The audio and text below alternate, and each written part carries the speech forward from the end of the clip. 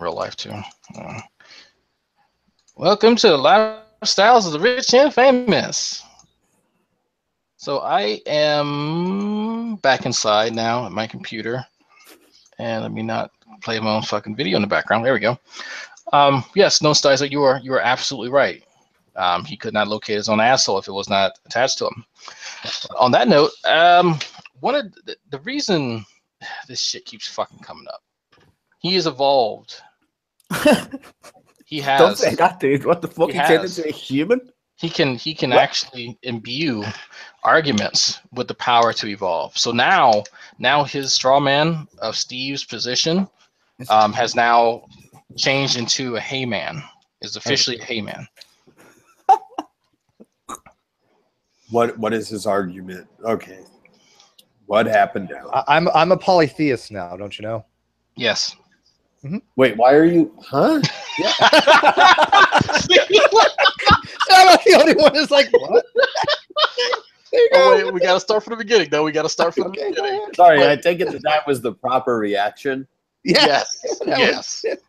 Yes. So I don't even know where to start. I guess. Okay, Steve, you start with kind of how this all began.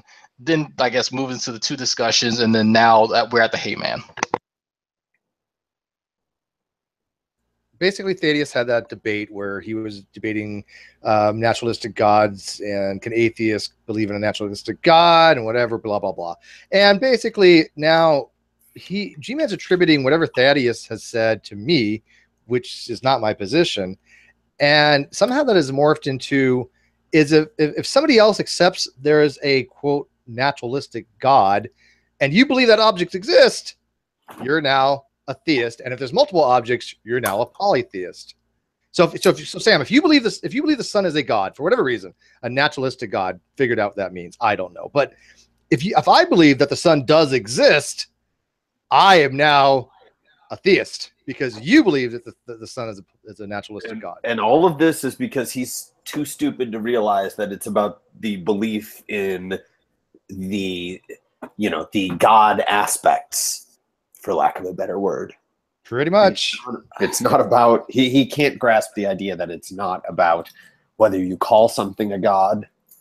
I mean, the point that gets me is that Steve's never, ever said that. So, well, that was the funniest thing, Sty, the other day. In that, wait, hold on, wait, Sty.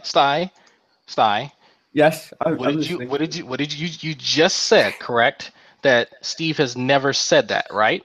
In all my time of known Steve Cray, and we've had loads of funny discussions and whatever, he's never ever once ever proclaimed that to be the case, or his position, shall we say? All right. I spoke to G-Man privately about this.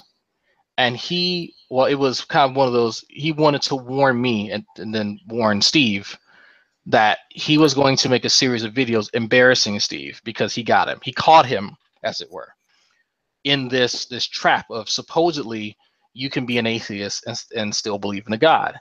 And I said, G-Man. But Steve's not an atheist, though. That's the problem. That's small. That doesn't matter. For his argument, Steve will be a fucking gopher. It doesn't matter. Exactly. It doesn't. It doesn't matter. You're whatever he needs you to be at the time.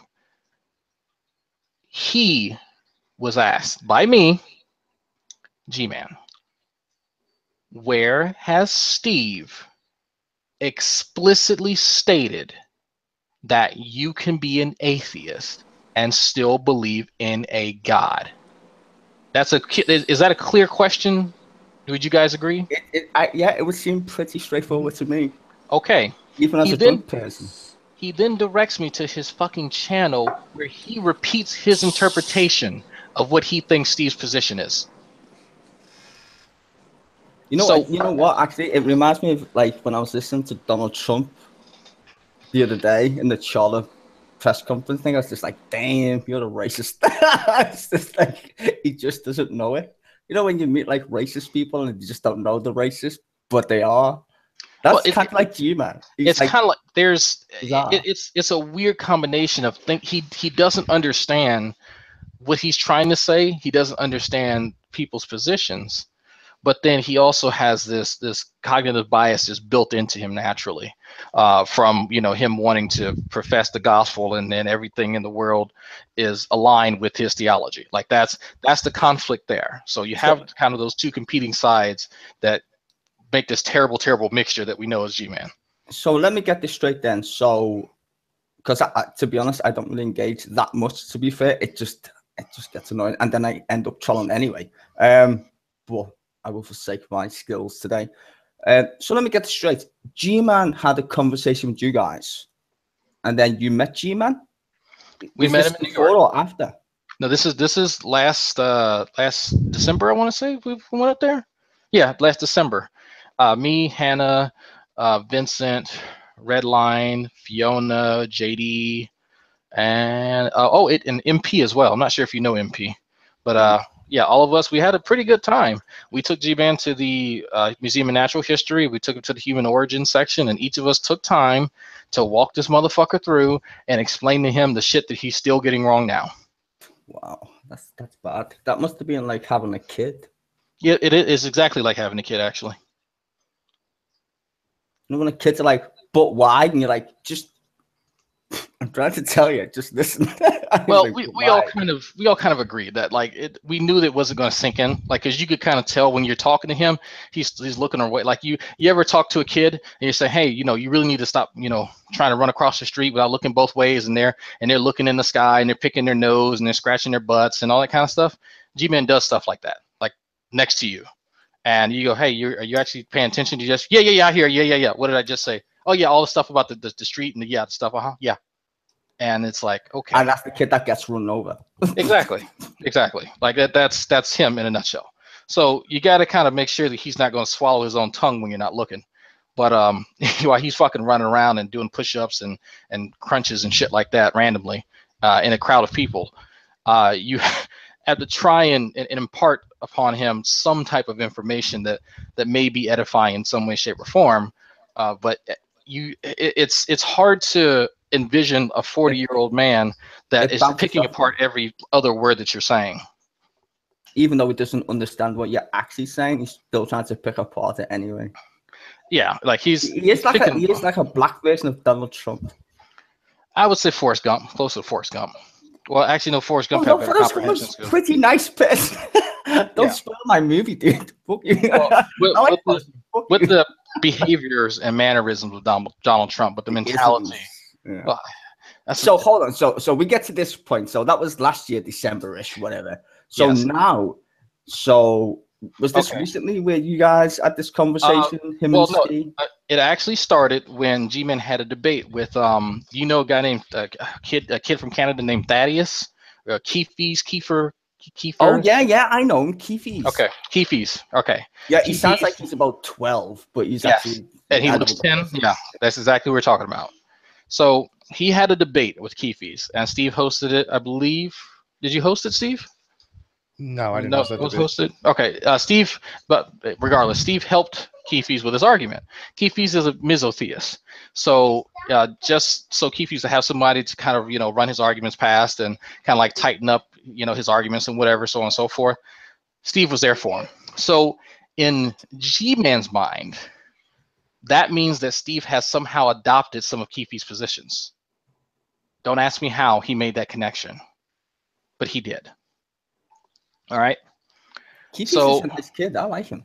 He is, and it's a pretty interesting debate. I mean, of course, we don't agree with some of his conclusions, but he took the time out. He's very polite. He's not like a G-Man. No, he's not. And he's not at all. Like he is, he has his positions, and he's still open to reevaluate them, and that's one of the things I do appreciate about the kid, But so G-Man is just kind of so distraught with the fact that people are saying that he did terrible in this debate, which he did, that he then kind of redirects his focus from Keefe's to Steve, because now he, I guess, in a way, blames Steve for his loss, because Steve has prepared Keefe's for that exchange. And so now he has it in his head that somehow Steve has certain positions. One of these positions is that you can be an atheist and believe in a God, which that was not Steve's position. That has never been his position. Yeah. Is there anyone who actually takes that position? I don't even remember Keefe's taking that position. Yeah, I don't really either. But I'm not a meat theist either. Just because I helped him with his debate doesn't mean that I share his positions. I'm not a meat No, theist. just trying to structure his debating skills. Right. That's all. Decide. You did that with loads of people. But like Sam said, I don't know anybody who actually is making the argument that G-Man's making. But why is he trying to make this argument? Is it some sort of weird ad hominem? Like, Well, no, No. it is. I I think. Well, here's what happens. G-Man hears something, and he flies off the rails because he thinks it's a shoo-in, right? And so he spends days upon hours upon days constructing the argument against it because we know he can't have organic conversation. So now that he spent all this time invested into what he thinks is a rock solid defeater for this position, he can't accept the fact that he misunderstood said position. So now we're in the fucking 11th hour, trying to still explain to him that all that preparation and all that thinking that he thought that he did was for something that wasn't even a thing. Can I just say, is that, I'm not going to say it, but is that true in the side comments? Just, I don't know if you can see it, but what Steve just said. Tell Sam what happened when... Oh, no, he said that. Yeah, I heard him G-Man's say that. quote-unquote wife. Okay, you fuck said it me. wasn't me. I was trying to just keep on the down low. wait, Oh, what fuck. happened? It's the funniest thing ever. Okay, I need to know won't where believe the this. fuck have I been. Stop Okay. talking about the thing and tell me what it is, God damn it. Okay, so I had a hangout the other day. G-Man had made a fucking video response to Bionic Dance. What Bionic Dance, well, to be fair, Bionic Dance was addressing one of G-Man's videos where he was walking, he was making a bunch of scientifically inaccurate statements, so on and so forth. Bionic Dance, I actually responded and offered a really cogent response that Well, that's addressing. But she addressed these scientific job. claims. She did. I will have to say, I had to reevaluate my feelings on some of her stuff. She did a really fair, some of their stuff's a bit crazy, but okay. I'll well give you on this specifically for the biological evolution claims that she addressed that G-Man got wrong. She did a really good job, and she came in to hang out, and I admitted, yes, you did. I have to reevaluate my perspective. Maybe she's learned. You can't go around saying fucking babies are atheists. Yeah, I think she has. Based on what I heard, I do think that. But that's G-Man good. That's is good listening news. to the hangout though. Oh. Because he claims he made a response to that video and supposedly was accepting her debate challenge. And so Bond Dance comes in the hangout and she says, no, I did not issue a debate challenge to anybody. I didn't remotely say anything close to that. And so now G-Man's upset and he calls me on the phone. And I put him on speakerphone because he couldn't figure out how to get his fucking G Plus to work or his Skype to work. And he is just ranting and raving. Oh, it's in the video. It's at the last part of the video. I'm like, G-Man, she's in the room telling us that there is no debate challenge. Oh, well, maybe I misunderstood that. I was, oh yeah, okay. So the conversation progresses. We're kind of laughing, like, okay, yes, of course, it's another G-Man habit. And then I think at some point I mentioned my wife, and G-Man somehow hears that he thought he heard that someone say that he has a wife, and he is yelling in the phone. Who said that? Who said it? I'm gonna get you for defamation. I'm like, G-Man. Why is it defamation, Yeah, given that's how what I he was gonna worships the white women, that we would imply that he's a white? Your guess is as best as mine. He likes women. That's not a loss. Made No. sense. He likes white women. Let's be Oh. clear about this. Oh, that just makes him racist. He needs him a snow bunny. Yeah. Oh, the biggest one he can find. I hear Shani is single. Gee, but it's like in the same hangout style, he misheard shit twice. I think he misheard the universe. That's his problem. I think so too. But it's like you know when you see what's like the Matrix and you see the cat at the end and it's like all the fingers going, you know, the thing. That's G-Man. He's just a glitch in the Matrix, but he exists, which is weird. Yeah, I'm just gonna stay for the record. All the time I've spoke to Steve McRae, he's never had that position. Fact. So G-Man, you completely fucking wrong, dude. Like shit. But it gets worse. It gets worse. Oh, rather than G-Man going, you know what? Let me just ask Steve his position. Steve had a after hang for one of the debates or something like that, and so PC Myers was in there. A whole bunch of us were in there. G-Man pops up in there because we were laughing about some of G-Man's antics. This was before what I. Is this the first PC Myers where like G-Man went crazy about chromosomes, or is this a new? No, this is the one where he said the you could tell how advanced or complex a organism is based on how many chromosomes it had, and PZ just kind of facepalmed. Yeah, everyone facepalmed. Yeah. I wish that I had half the confidence that G-Man did. But he believes in God. He's got a lot of confidence. That's his problem. That's his go-to. I mean, you got to understand people. G-Man believes in G-Man. I think he's kind of his own god, to be honest. Well, you do. Well, if you read the Bible enough, you think you're Jesus at some point. Oh wow, I must be Jesus. Maybe that's why he deserves the white women. But it's sad, but you laugh, just never bro. stop being funny. Though. The sad thing is that I'm not. There's no sarcasm in my voice. I know, but I'm laughing because it's funny. This shit's legit. Yeah.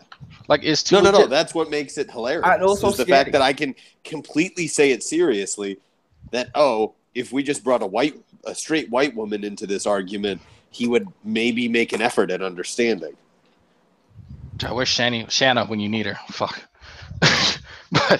but look, so wow. He comes in and he starts running off at the mouth. I go, look, okay, you're still upset because at this point Steve has made a video called G-Man Breaks the Knife Commandment because Steve got tired of G-Man telling people this stuff. Because G-Man even went on the Drunken Peasants and told the Drunken Peasants this stuff. He didn't mention Steve by name, but someone did a super chat and acknowledged that that's what G-Man was talking about. You can go watch the video yourself, but basically he was upset because Steve made that video addressing the straw man that he had been using previously. And I said, G-Man, here's your chance. Here's right here. Now is the time for you to get all of this straightened out once and for all. You can simply ask Steve what he believes and get the facts of the matter so you know his position. Easy, right? Let's pretend I'm G-Man. Wait, I got a black on my face. Hold on. Which, by the way, he never did once. I already treat you like you're half retarded, so I'm just gonna go full on with that. Shut up, you son. Behave. Steve, what is your position, Steve? Just to clarify for the record, what is your you're the first person who's asked me that. Jesus Christ. I know it was so hard, dude. It's My position is pretty simple. If you believe in a deity, right? If you want to use the word God, you're a theist. If you do not believe, or you believe that God does not exist, you're an atheist. His view is that if somebody else believes that an object is worshipped, he's going to call that a god. And if you believe that object exists, you are also now a theist, which is not my position. So my position is very simple. If you believe in a deity, you cannot be an atheist. It's a contradiction to me. Simple as that. Yes, you would technically not be Joe Pesci. George Carlin, Joe, in case you didn't get it. G-Man seems to not understand that for some strange reason. Watch more comedy films, not comedy films, stand-ups, especially ones with George Carlin again, because he explains that actually better than we do. It's a lot more funnier. Well, the issue is that G-Man he has very little interest in actually understanding people's arguments because part of it is he has a pride issue. Because he's a moron. Let's be honest. Yeah, that is a huge part of it. That is a huge part of it. Yeah, right. I don't think he is a moron. I think he's. Then you're a moron. Okay, fine. Well, you're just a racist. It's okay. Clearly it's because you're black. That's the reason why. No, but I think he's not a moron. I think people like him are just basically ignorant. And I mean, it's his job to try and convince you that his God is your God, right? And that's why I don't like religion, because it's the worst kind of fascism I've ever come across in my entire life. Well, you have a point with what you're saying. It is his job to convince you that you believe in his God. That's his plan B, because he has mentioned the whole suppressing the truth and the righteous, whatever. That he uses it as a backup plan, and he mentions it in the same context of, well, this is your argument, you're now a polytheist. Well, hold on for a second. You could tell he doesn't actually think these things out. if you're saying, if his argument, well, think about it. If he's saying that he knows that you believe that Jesus is the one true God, but your position is that you're actually a polytheist and you actually believe in these other gods, those are contradictory statements. Like, well, his doesn't that make him a polytheist? It would, and people brought that up. Like the fact that he was bringing that up about other people. People are like, well, what does that fucking make you, genius? And so, no, I'm not. I hate people are saying I'm a polytheist. I'm not. I don't know where people are getting that idea. Well, And just I'll tell you the weird what it makes him. It makes him a fucking hypocrite. That's exactly what it makes him. In English, anyway. He's a hypocrite. You can't go around saying, just because every sentence has the word theist in it, and then there's a fucking little alarm bells go off on his head. Oh, therefore Jesus, because he said the word theist, that means Jesus is real. It's like a validation complex. Right? So I think it makes it more just his argument's not consistent. I mean, if he's going to say, look, atheists believe that they're own gods, and by his own argument, that would make him a polytheist if he accepts that atheists are their own gods, which I think is ridiculous. But to acknowledge atheists as gods, then you believe in other gods that are not the Christian one. According to his reasoning. Yeah. Like he didn't actually sit down and think about it. He doesn't ever think about any of this. He doesn't. Ever. He's too busy reading stupid books. Well, one specific stupid book, to be fair. I've listened to him read on a few occasions, and it reminds me of when I was in fucking grade school. I was fucking 8th grade, where you got that one kid that was in remedial fucking reading like 3 times. What Bob said to Jim. Okay. So Sty. Yes. Check this out. I'm gonna tell you something that I had mentioned in my other broadcast. And I mentioned this a few times before. I had a phone conversation with this guy. I had to explain to him what hyperbole is. Jesus Christ. Shit. He thought, when I explained it to him, he thought I made it up. Made that up. He thought I literally made that up, because the first thing that came out of his mouth was that, so every time an atheist lies, you're just going to say it's hyperbole. It's like, no, G-man, that's no. In English, G-man, we call that talking bollocks. When someone says hyperbole in English or from England, we say someone's talking bollocks. Hyperbole means bollocks in English, basically. He doesn't. Tyler's saying he doesn't actually understand what it is. I tried to convey to him what hyperbolic language is. He doesn't understand. Part of the problem is that he doesn't differentiate between literal and figurative, and that's another problem. Well, he's not that smart, and that's why I'm confused when I always see you drag on YouTube. I'm just like, Jesus Christ, he's still fixated with this G-Man character. Hell yeah, because people fucking eat it up. And it makes me giggle. Okay, fine, that's true. People eat this shit up. I don't know why. A lot of time, though. I have school next week. People enjoy watching monkeys throw feces at the wall at the zoo. It stands to reason that they should enjoy G-Man. Hey, Steve and I and EO had a hangout on calculus. We had 2 different calculus hangouts. 10 people watch. I get on here and I start talking about G-Man. I get like 40 people watching. You tell me what's wrong. To be fair, I missed them ones. I've been a bit busy lately with actual real life instead of like drama. But I would have joined that shit. Next time we'll do it. We'll get you on there. But yeah, I've probably fail and stuff. I've never been really that good at math. I like math. Well, I'm preparing one on just simple linear equations here soon. It's going to be really basic shit.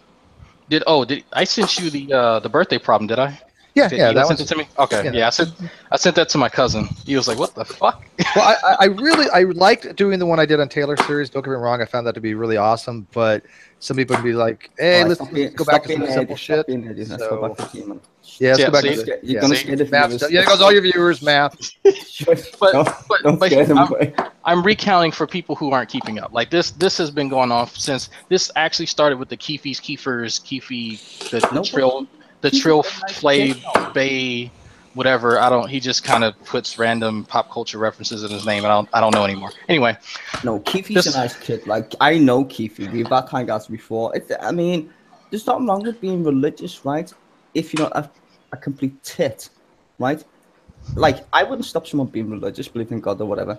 But the way G-Man acts is like he has to be right, and you have to conform, or your life doesn't mean shit. He's just like arcade logos. He's equally thick, to be quite frank. Yeah, who's dumber? That's the real question. That's why you need an equation.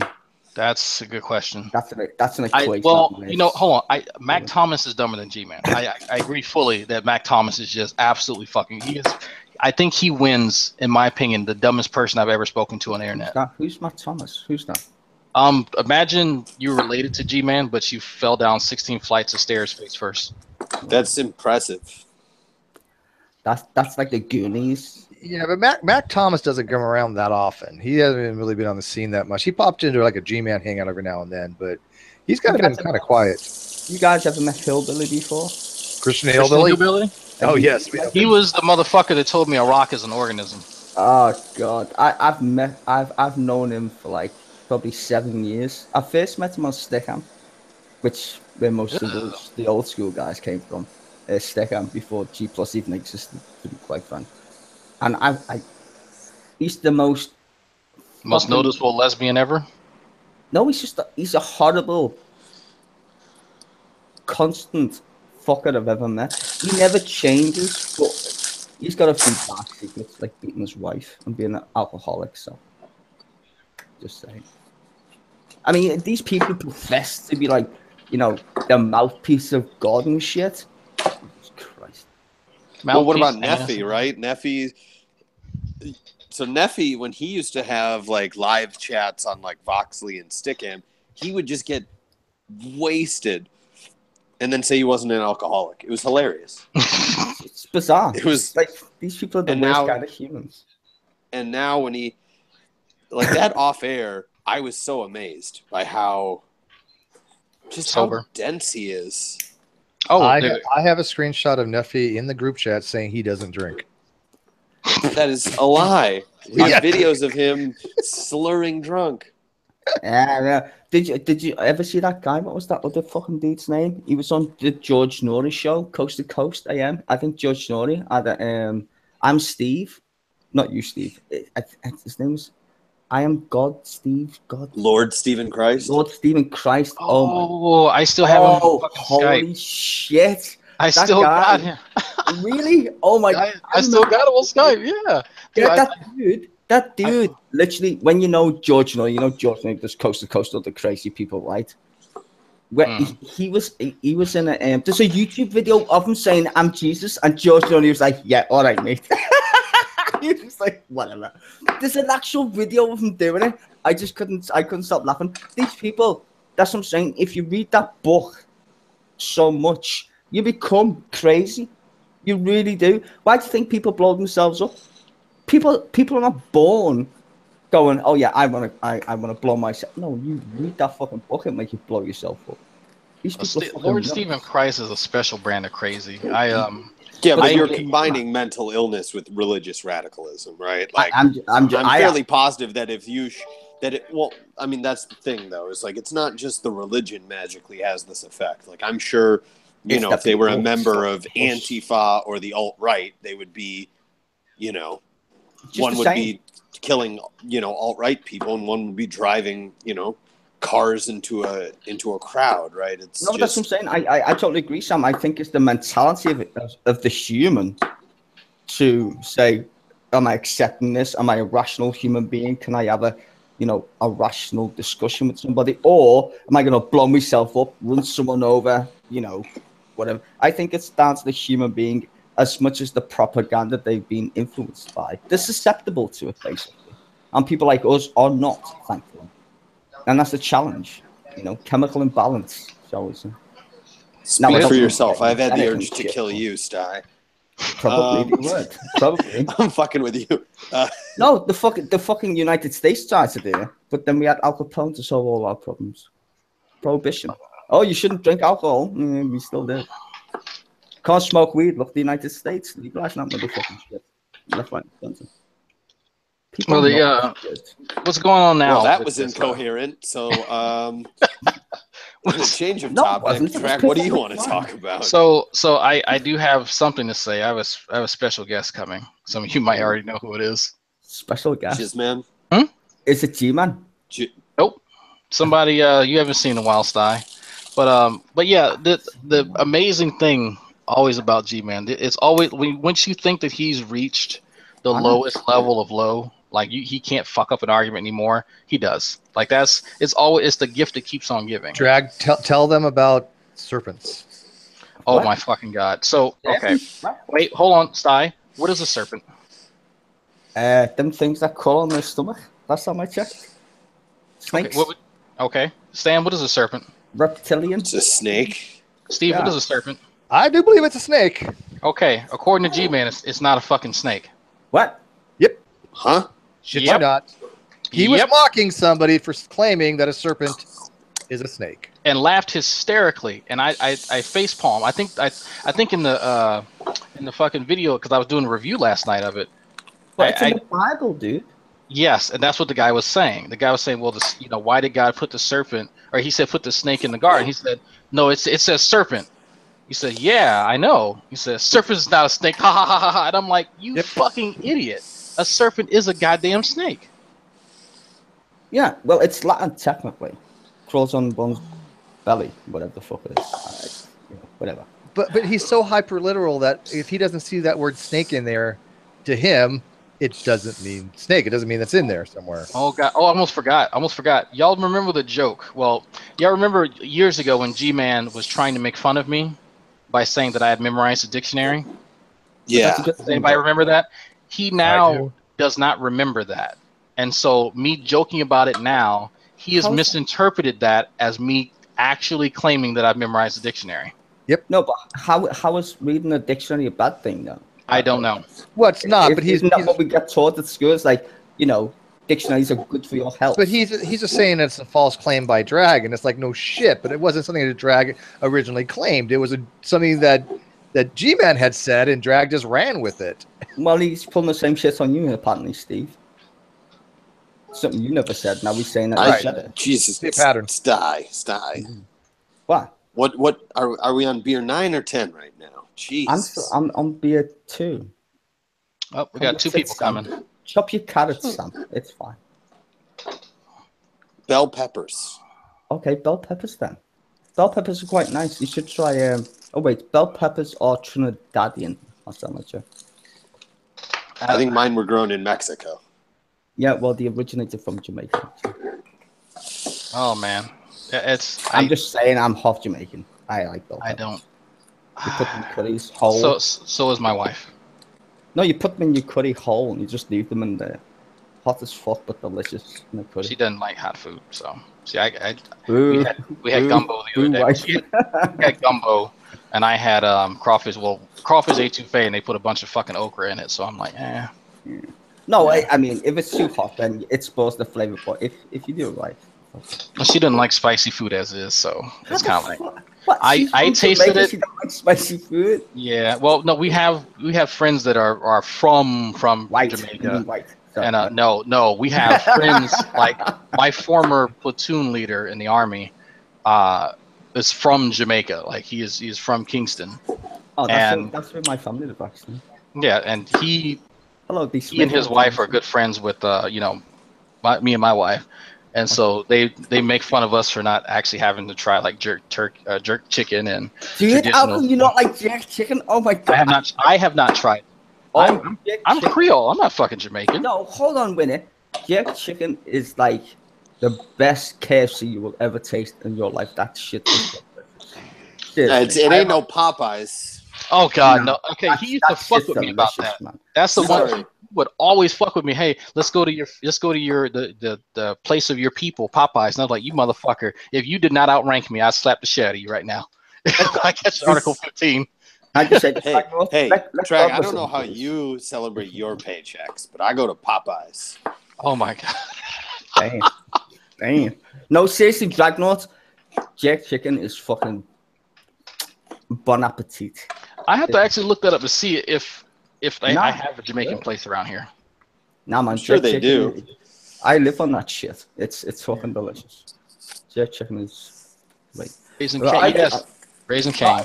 Well, my mum's sister, she married a Nigerian. don't ever eat Nigerian hot food. You think Jamaican food's hot? Try Nigerian food. That shit will set your ass on fire. You will be like a fucking skyrocket. Like, well, that's a pleasant image. it's not bad. It's bad. If it ain't hot, I don't want it. Yes. Yeah, but it's. Sty, why don't you go into like? It's almost like you read my mind there, Sam. Yeah. Sty, why don't you go into the actually individual good poo particles as they appear? Like Jesus, is that not a graphic enough description? I could mine if you wanted to. With med student, what's wrong with having your ass on fire? I don't know. Let me ask Tommy Hall. Oh, that shot's been taken. Where is Samuel anyway? He's the gayest non-gay person I've come across. Hopefully, he is not non-gay. No, he pretends not to be gay, but he's the gayest person. No, I think she don't protest too much. If Tommy is having a good time, I hope that it's it's with a guy that looks somewhat like Ozzy, who's dick deep. That's what I'm hoping. I actually like Tommy. Though. I think he's a very nice person. I think he tries to act tougher than he is. No, but he's not antagonistic. He's a vile bigot. Let's be honest. Yeah, he can be malicious. He can be malicious, but I think it's more of a front because he's not the tough guy that he wants to be. He's not. No, he wants those guys to give him mustache rides. Jesus Christ, Sam! Cut your carrots already. Fucking hell. I like fucking Tommy. Sorry. Was I wrong on that one? Like, hey, DP. Yes, folks, it's DPR. You're muted, Welcome back. Is that DPR Jones? Yep. It is. He's so old, he's in black and white. Bored lately. This is like the second day in a row he came in to Darling, I doubt you're much older than me, if you are older than me at all, so I can say that. Jeez, the last time I can't. I'm still trying to get up to speed, so I don't know who's actually insulting me. But hey, to be honest, I don't mind it. And the reason I do black and white is not only just because it's me, because I can't find any color that suits me. I don't think I look good in colours, so yeah. If you want to call me old as a result, well, to be fair, mind, white is still white. At least I show my face. Yeah. Well, everybody's showing their face. Is that a point? What are you trying to say, DPR? Well, I so for it's not something that bothers me because I know that some people want to have their avatars whatever up, but I don't know. I just sort of like think that it's more civil to show your face, even though you might not be particularly proud of it or whatever. But hey, wow. You know, I'm a good-looking guy. What are you talking about? I just can't. I'm doing some. I think your avatar is an incredibly good-looking guy. Yes, I agree with you. Well, I'm probably the only I don't believe for a moment that you are anything like your avatar. You are. That's hey, bro. You know what? I'm going to put mine on. Just shut you up. Hey, Steve, you're good for your camera. My picture's only 3 years old, but it's just the avatar everybody recognizes me as. Steve, you look like you're the grandfather of the guy that your avatar is. I think that's so unfair. You want to see Einstein? I didn't even recognize him at first, to be honest. Down my shoulders. No, wait, I take that back, Steve. You look like the crazy uncle of the guy that your avatar is. Exactly. I think that you're all being really rude. I think that Steve is looking incredibly well. He's got a lovely goatee. I think that he's got very few lines about him. I don't know whether that's Botox or not. I'm not going to comment. But hey, he's much better looking in color than I am in black and white. And I'm on a diet. Thank you, by the way, DPR. But I'm on a diet. I've lost. Can I say my only claim to fame is I'm probably the only person who DPR Jones has ever apologized. No, I very much doubt that's true. But anyway, let's hear from Steve for a moment. I'll come back to apologies. Go on. He's terribly sorry every time he talks. Oh, I was just saying that I'm actually getting in shape. I'm actually running. I'm doing exercises. I've started off at 210 pounds, which was way higher than I've ever been in my life. I'm trying to get down to 185. That's 100. That's a little bit less than 100 kilos for our Brits in the audience. And yeah, I think it's 98.5. I think kilo. That's what it came out to be. Yep. Something along the ballpark. Yeah. Something along those lines. But yeah, I mean, I wanted to lose the belly fat and get in shape, so I feel good. I tell you, I'm eating decent meals, healthy, protein, carbs, the whole 9 yards. I got your protein. It'd be nice. Yeah, I bet you do. But anyways, I am keeping this. Drag, did I you grab your decided- crotch when you said that? No, I didn't. I was too busy bending over. Well, hey, Drag. I mean, show yours. Hey, but seriously, Steve, Show yours. don't let other people take the piss out of you. I think you're doing incredibly well. You look absolutely fantastic, and if you've lost that amount of weight, good on you. I applaud you. Seriously. Thank you, sir. The only reason I can't turn on my camera right now is my wife has her top up because she's having a case of boob sweat. So am I. So we're going to keep the camera off for now. Thanks for that. Yeah, I'm on my phone as well. so- Anyway, somebody wanted to say that I never apologized. Who was that? That was Stizer. Sty. Yeah, Sty. What are you on about? You're always apologising. Really? Seriously, yeah. Yeah, you're very British. British and Canadians. So Like every minute. hang on. So what was Sty's point? Sorry, I thought I was talking to Sty for a moment then. I don't want to start off in the first few minutes. I appear on a show, arguing with people. Good Come on. Sty. I mean, if you've got a serious point, make it. If you're just having a giggle, then that's fine. I don't mind that either. We can have a giggle. But if you were being serious, I'd be surprised if you could substantiate it, because I so frequently say, I got that wrong. I'm sorry. So what's this all about? Are you some sort of like young Earth creationist that wants to have a go at me? Ooh, this is escalating. I just don't know. I'm sorry. I don't know who these people are. Oh, we've got someone who's turning the camera on. No. Yes. I invited this person. DPR, Stizer's drunk half the time, so we just kind of like just go with what he says. It's nothing serious by any means. I don't take it seriously, but come on. There's just no need for it. Well, I just sort of came in for a fun chat with everyone. Yeah, this is the. Jade came and went. Jade, come back. I don't know how you say your name. ZPAZ. I don't know how you pronounce that. How do you turn off the cam? Yeah. Prez. So, Georgia, tell me this: are your wife's breasts larger than your own? They are for now. You paused on Fair that. question. Had a check. Do you know that because you wear her bras and you appreciate that they don't fit you? I can neither confirm nor deny that. We're learning all kinds of stuff about drag. Yeah, drag. We want to know. Wait, are you saying that the Like nickname what? drag I'm not revealing. Wait, are you saying the nickname drag has Before we go any multiple further, meanings? I'm not revealing anything that drag has not revealed to me in the last 48 hours. We had a conversation, a private conversation, in which he was obviously naked, as he always is, and then a public conversation 24 hours after that, which is like 24 hours ago, and he's got great big shoulders. And I was saying, hey, he's saying I'm carrying too much weight. And I said, hey, your shoulders are looking great. And he said, yeah, they are, but I put on ballast below the shoulders. So I've got B cups. So this is his words, not mine.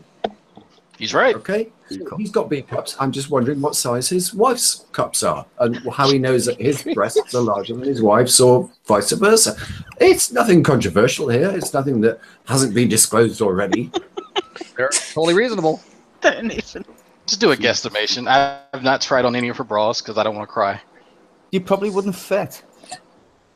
Or maybe I would, and I'd cry more. No, actually, no, I'm not. No. If you did, I'm going to stop. I'm going to mute myself. I'm sorry. Wow. See, I told you he apologises all the time. This is worse than fucking. This is worse than 9/11 conspiracy. This is not as bad. It's come nowhere near as close as to when DPR confused me with G-Man. That was on a 5-minute tirade. All the black people I are ever just want the to go have same. dinner with You you? racist Jones. You racist DPR Jones. The whole internet knows about that People shit. look the same. You pretentious fuck. Why would I want to have dinner with you? I really like you, man. I thought Never want to meet it's cool, whatever. You are I still horrible. like your Oh, stuff. come on. Okay. You know that, Jones. We're both from England. Hey, I'll even wave a white flag, okay? Well, it's the best I've got for a white Racist. flag. Okay, Racist. look, peace, See? peace. Waving a peace. white flag. Racist. Okay.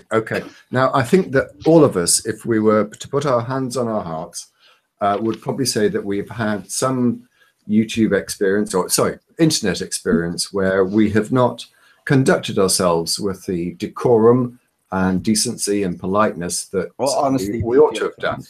And I don't remember. I'm sure I was probably completely pissed out of my head. I had no idea what was going on. If I did think that I was talking to G-Man when I was talking to Drag, then yes. DPR, There's no, a white flag. you said nothing wrong. It's just to whom you said it to. Okay. Everything you said was basically true. It's just wrong person. Yeah, it's just all them black people look the same. But what really irritates me, all of you people remember this, and I have no recollection. What did I say? That's what be kind to me. Give it to me gently. What did I say? This was years ago. I want to and Hogtie keeps correcting me on this. It was years ago, and it was you, me, Hogtie, and quite a few others. But I think G-Man had appeared earlier, and you were speaking to him, but he left, and I came in the room. And so I think you might have been close to my area, and I said, "Hey, it'd be nice if you and I would meet up." And so I think you just kind of glanced down and thought I was G-Man, and you went into this 5-minute tirade about how much of a despicable person I was, how you would never ever in your life give me the time of day. You started mentioning I tell you what, it sounds like me. And I mean, it was Drag's crying. He's like, "What did I do?" It was the most well thought out rejection I'd ever received in my life, and it took me a few minutes to realize. I was like, "Oh shit, he thinks I'm G-Man." I'm not going to say anything because I'm curious as to what he's actually going to finish. It's fun. He just let it go. For the first minute and a half, I was kind of hurt. I was like, "What the fuck did I do to him?" What can I say, Dragnet? God. I apologize. I'm sure that I must apologize before as well, but you did profusely. You don't need to apologize. That shit does happen actually, and that's why it's funny because that does. Hey, but the interesting thing is, I never met G-Man, but you did. Hey, yeah, irony. Go figure. But because our Dragnot's actually a nice person. I apologize. I have absolutely no doubt whatsoever that I was probably totally out of order, and it wouldn't have been the first time. I did have a propensity, so like maybe 3-4 years ago, much more so than I do now, of taking out my vengeance on people on Hangouts and whatever. Probably very late at night for me, and probably after having too many glasses of red wine. It's not big, it's not clever, and I genuinely, with one or two exceptions, although I can't name those exceptions, but with one or two exceptions, I would almost be more than happy to give a global apology to all the terrible things I may have said or the things I may have done to offend people. I don't, you know what? I know people find this a little bit difficult to believe. I don't actually like offending people, but I tend to only come to these sort of like hangouts when I probably shouldn't, I guess. I don't know. You know what? I would believe that, but you're British, so I just take it with a pinch of salt. Oh, I remember you. Yes, you do. With that Liverpudlian accent, you've had a few right good goes at me in the past. Yes, and that's why I said I'm probably the only one that you actually did apologize to. It was a long story, but we're not gonna but I'll tell you one of the issues. I remember.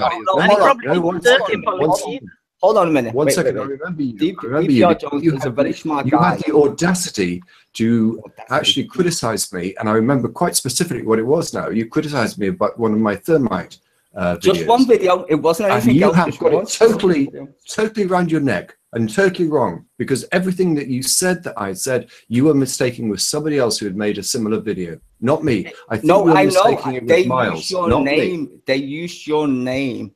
Well, in fact, yes, they used my name. Okay, in the video, you got it wrong. No, but you said that if that was taken in that context, you apologized, and that's what you said. I never gave you any. I've never said anything wrong about you since then. And I've got no reason to do so. You should be doing so. Come on, you're from Why? Liverpool. I mean, if someone else takes your shit out of context, then what am I supposed to do? But you apologized on this, so I was like, fine. Well, fuck it. You said no. That I don't accept that to be the case, and that was. I'm sorry. More details of the conversation are coming back to me, and you did accept that it wasn't me that said it. Yeah. I never said it was you. I was just saying someone. We're fine. Yeah.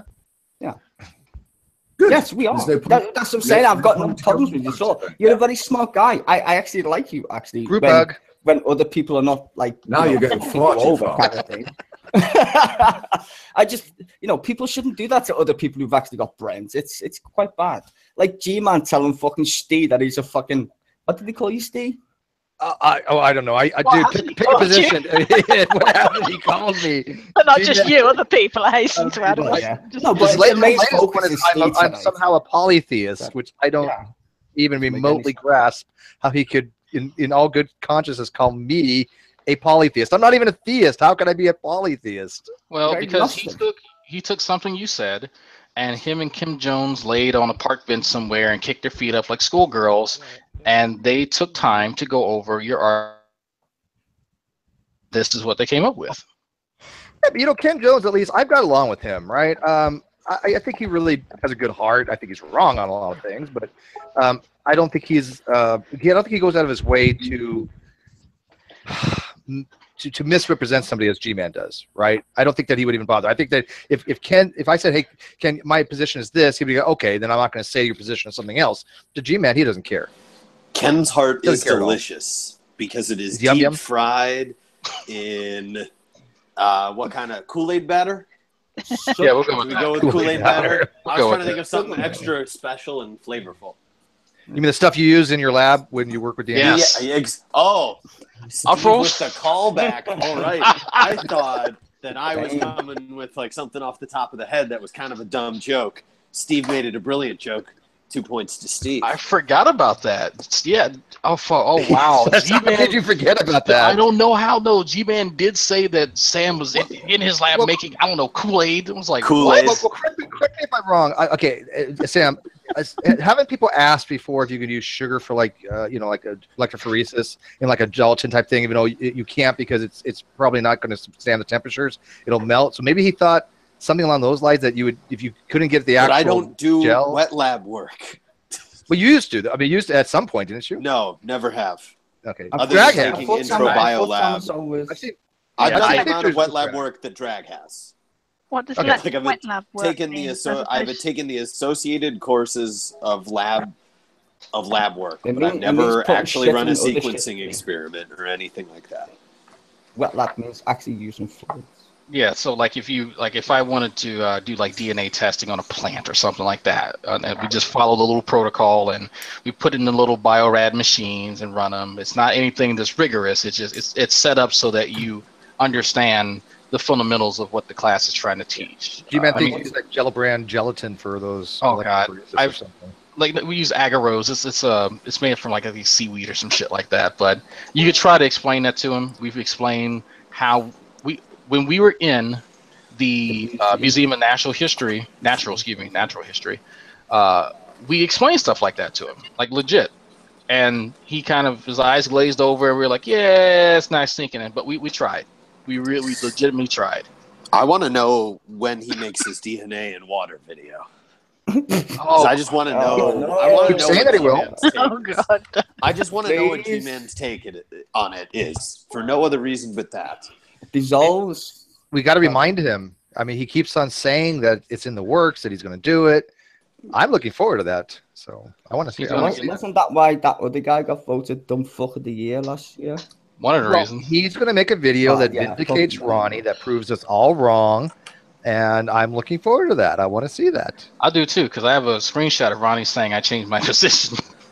more than one time. He keeps forgetting that I got that screenshot. Every time he tells people he didn't, I just bring up that screenshot. Wait, I changed my position. I'm wrong. I was like, I love doing it with people who defend Ronnie like to no end, and I'm like, you do know he's changed. No, he hasn't. You guys just gotten it wrong. I have a screenshot of him fucking saying it, dumbass. We've all seemed to have changed our position, yet none of us have, and yet he has changed his position, and they think that he hasn't. Like Right some of this on. stuff. Well, I mean, according to Matthew Ecclesiastes, Kevin G has made me his bitch. Oh God, yeah. So- Kevin G. That guy.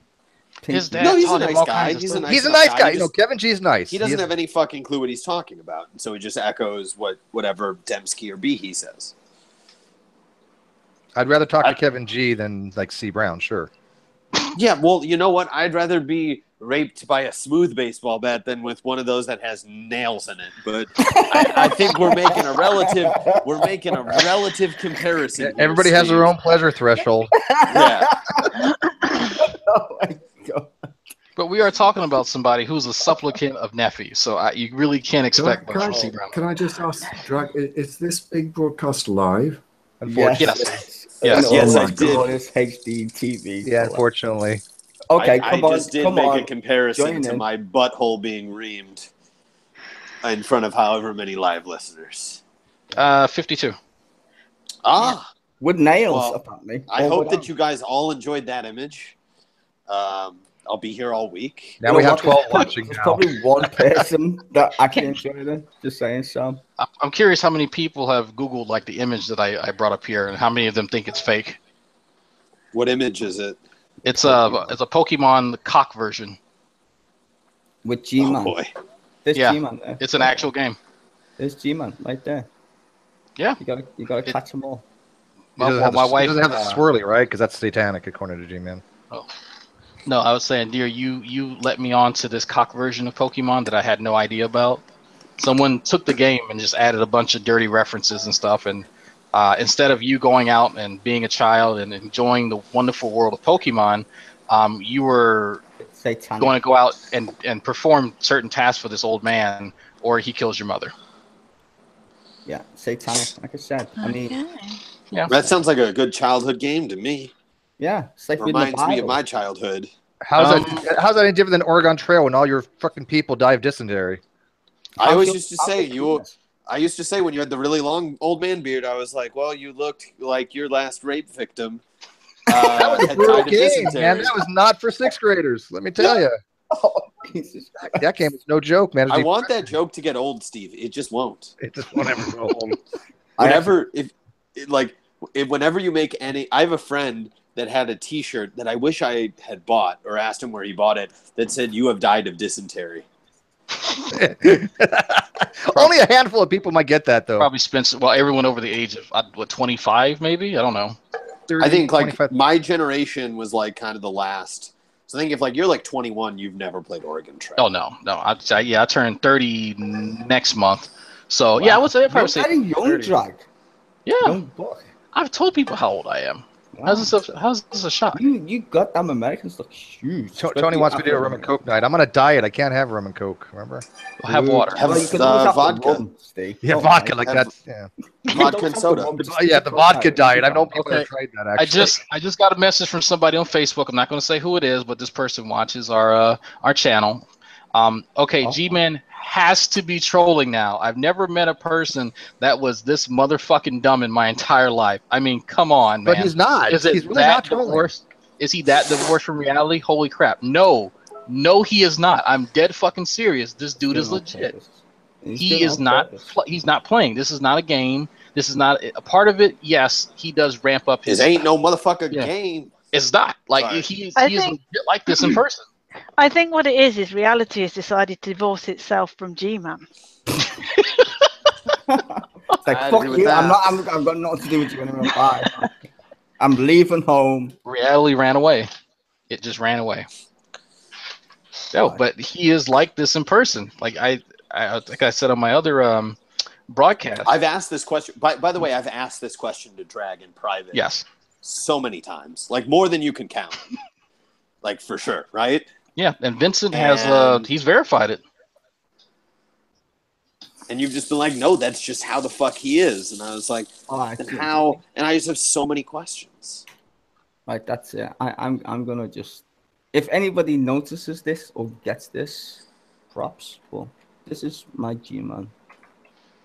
This is my G-Man image. Every time I come here, Drag, I'm just gonna do this every time you want to G-Man. So Where's your image? I'm about to sort out right now.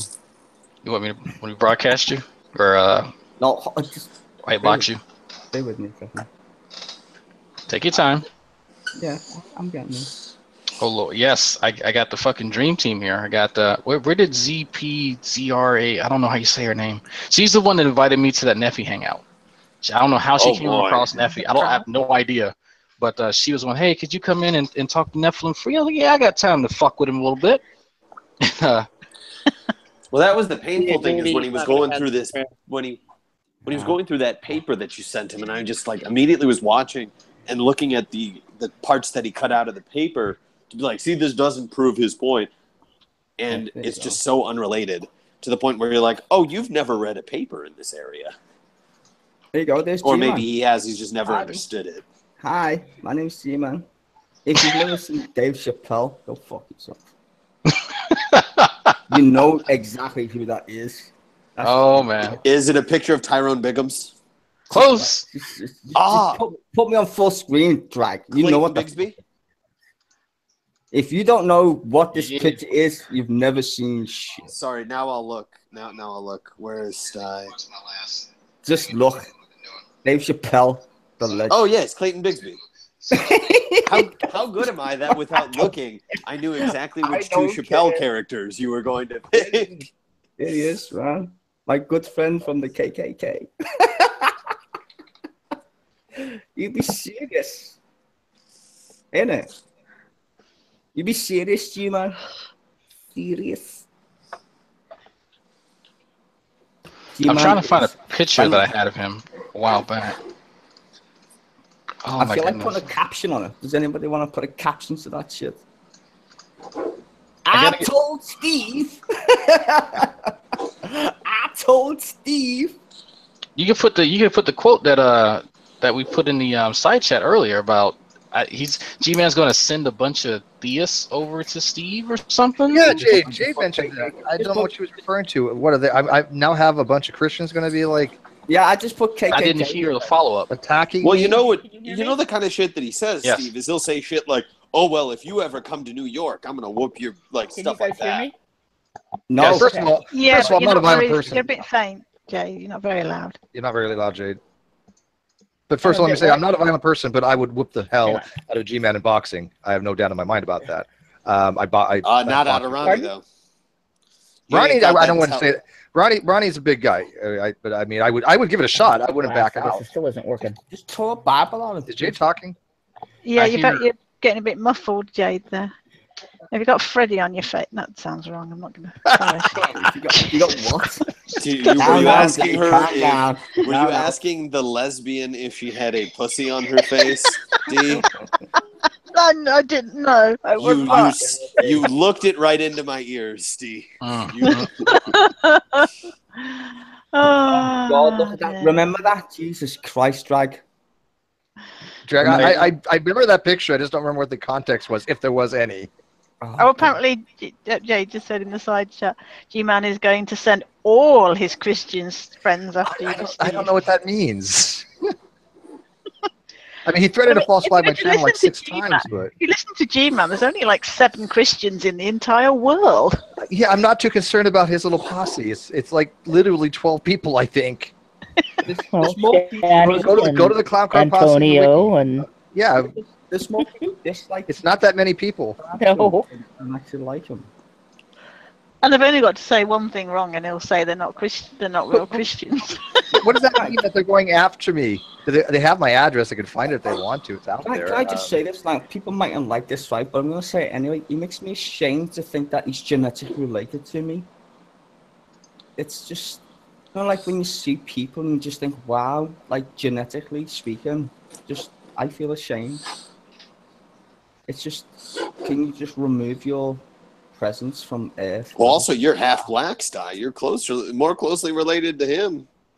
Yeah. Most likely. No, You said you're that's half actually Jamaican. genetically more likely. That's like, can you? Yeah, you're half Jamaican. It's West African, dog. Like, Hey, Drag, did you tell these guys about that black guy that was filming the solar eclipse, claiming because he's black he doesn't need glasses? Oh yeah. Wow. Because he believes that the melanin in his iris will protect him, and that it's a white man conspiracy to sell more of these protective glasses because the people that are black do not need them and can never ever get skin cancer or nor get any oh, I kind hope he goes blind. of damage to their retina. He did go blind. Yep. Hundreds of people are believing him. You're not very loud, Super. That thing got a lot of shares. That thing got a A lot lot of shares. Got 80 shares or something so far, I think.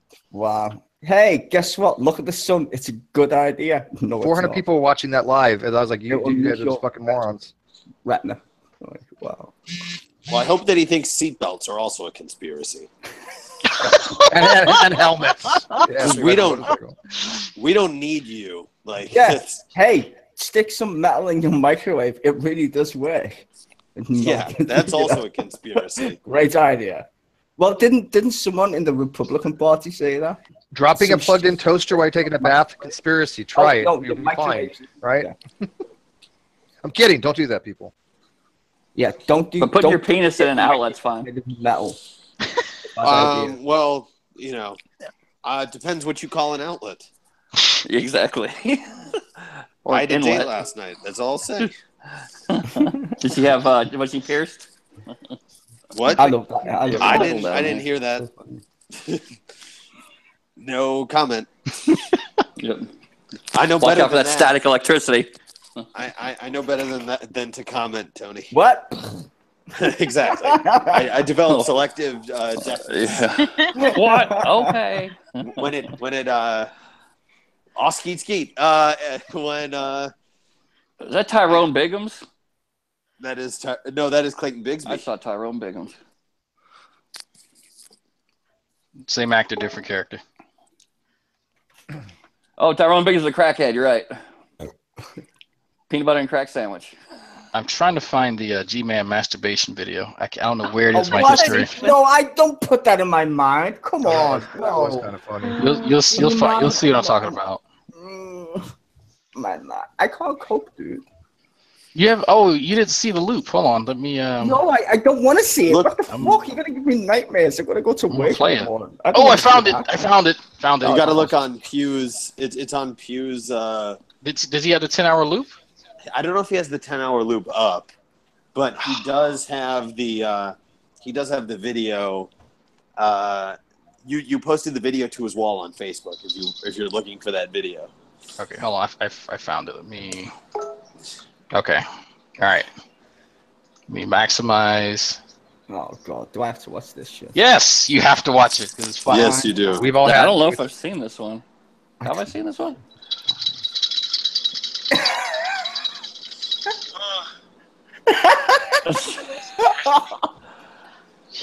Play it again. No, Screen I don't share want it. to You see have it to- again. You have to screen share it. It's short and sweet. Oh.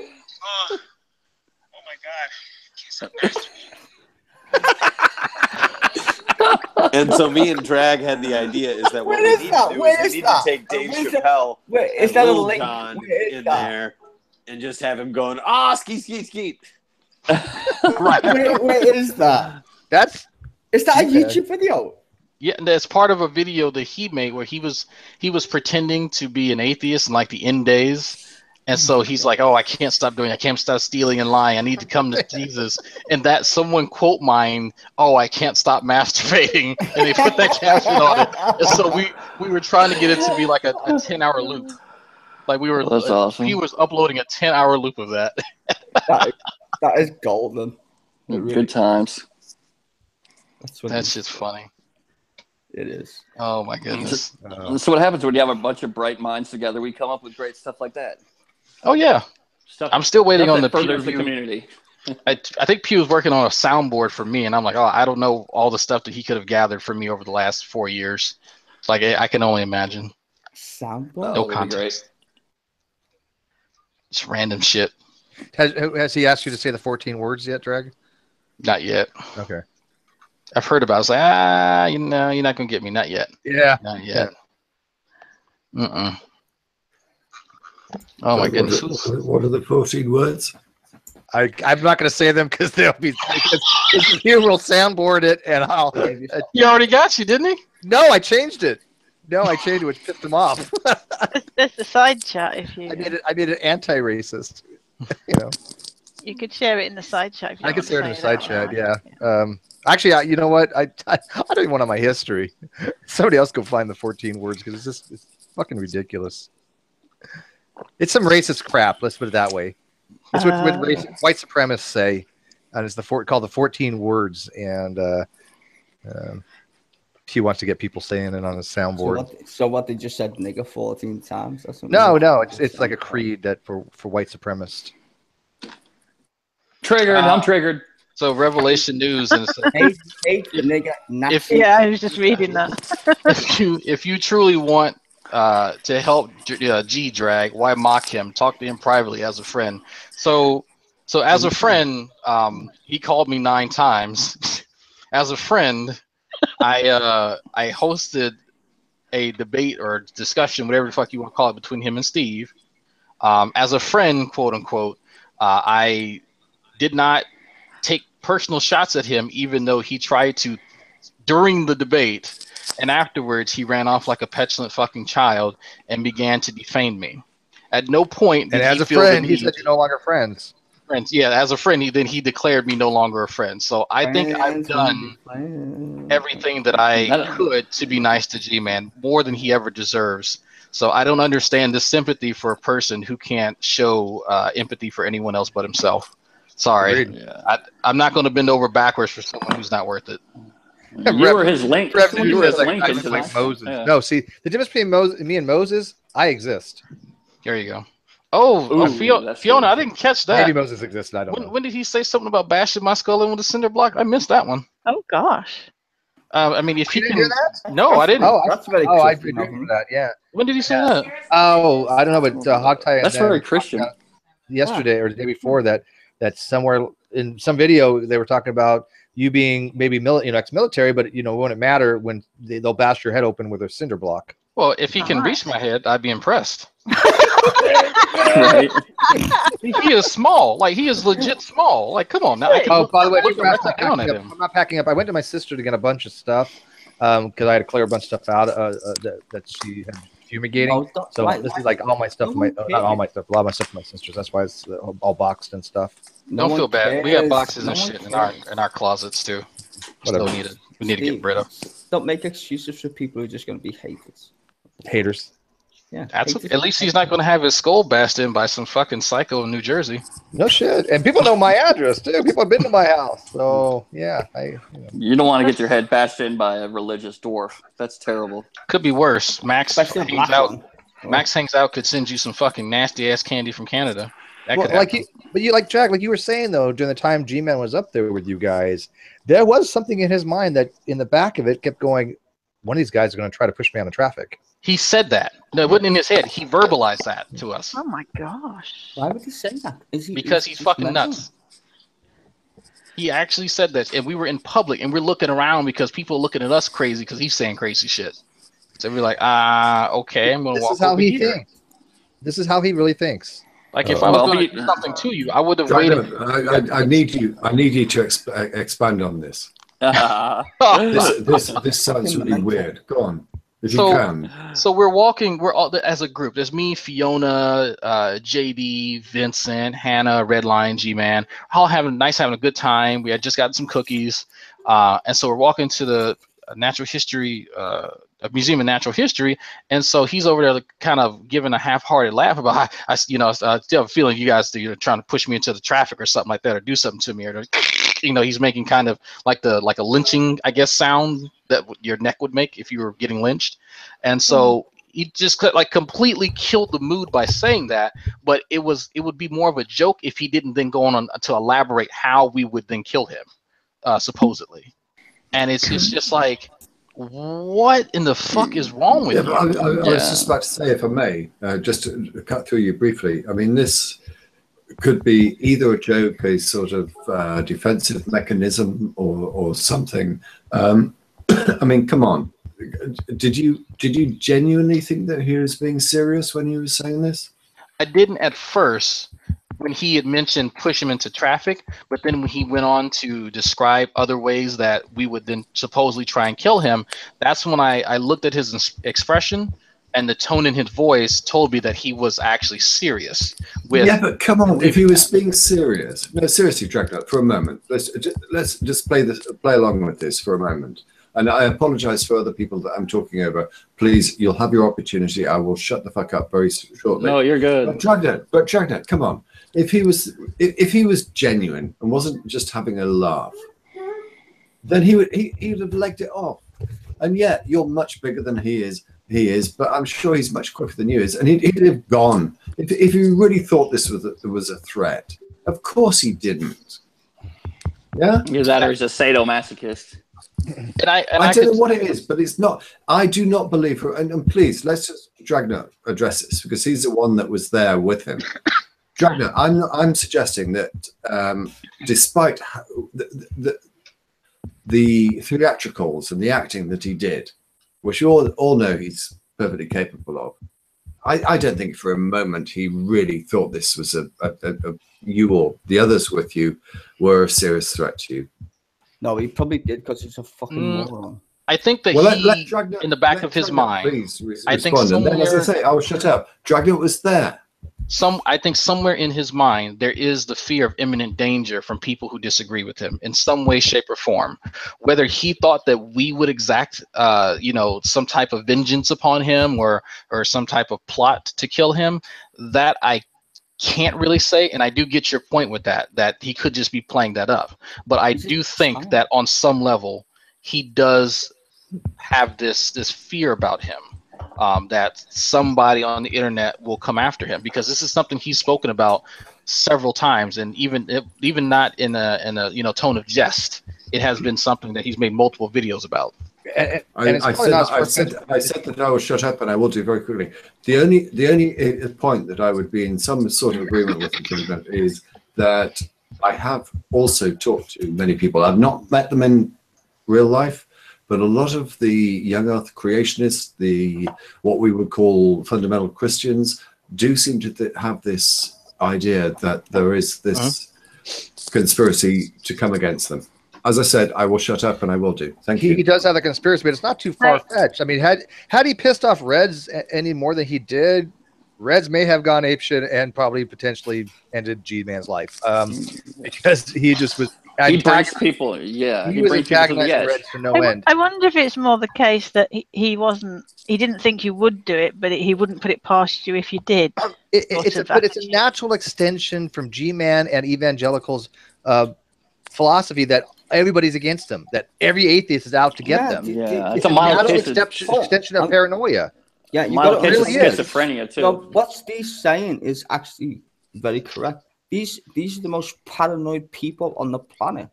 Reason why is they fear God. The reason why you read the Bible is because you're fearful of God. Oh my God, if I don't do what I'm fucking told, I'm gonna burn in hell forever. These guys don't trust even people who are nice to them. They're like racist. Yeah, they think there's a tally board up in the sky, and someone's against them. Well, I think he has a misconception on several levels. I did learn certain things about G-Man in person that no matter what he says now, it's not going to take away. I did have a genuinely good time with him and everyone else. That's not going to change. I do think that he has some personal demons that exist beyond this realm, but the cognitive biases that he harbors within himself is going to stop him from having long-lasting relationships with people in general. That's just something that I've seen in him and in other people that I've known throughout my life. Sorry, I thought you'd finished. Beg pardon. I must say, in the past, when he's been in off-air hangouts or whatever they were called before there were hangouts, and the subject of religion hasn't come up, he's been okay. Yes. Oh yeah. Because he doesn't find that threatening. That's the point. He doesn't find that a threat. But as soon as you bring up God, that's his go-to, and it's like, oh, don't do that, because that's his pillar of who he thinks he has to be. But as well, if it's off there, I want to echo that, if I may, just very briefly, because we're going back many years now, but I'm sure you're all familiar with Fang X. And the videos that he posted, and the vitriol, and maybe not vitriol, that's probably the bad word, but the power in which he delivered his message. Now, I recall having a private Skype conversation with him and Fact versus Religion, and we were talking about filmmaking. She was a film producer and whatever, and it was a most extraordinary conversation. Because suddenly it was like his guard was completely let down, and he was talking with a great deal of passion, a great deal of energy, and enthusiasm about film directing and what films he thought were great and why they were great. And he was doing this not just because, I thought this was a great film because there was a great hero. No, but he was talking about the direction, the production, the characters and how they were portrayed. And it was absolutely fantastic to see him talk at a level beyond religion. But bang, as soon as he went back on public display, it's all religion again. And it's just, and this is what I kind of may be able to see that may be going on with G-Man. I don't know, because I haven't had personal conversations with him in the same way as I have had with Van X. But maybe, you know, someone just mentioned that he's got this sort of like, he's got two egos. If I said split personality, it would be perceived in the wrong way. But he's got two ways in which he can discuss things. He's got discussions about God and discussions about other things.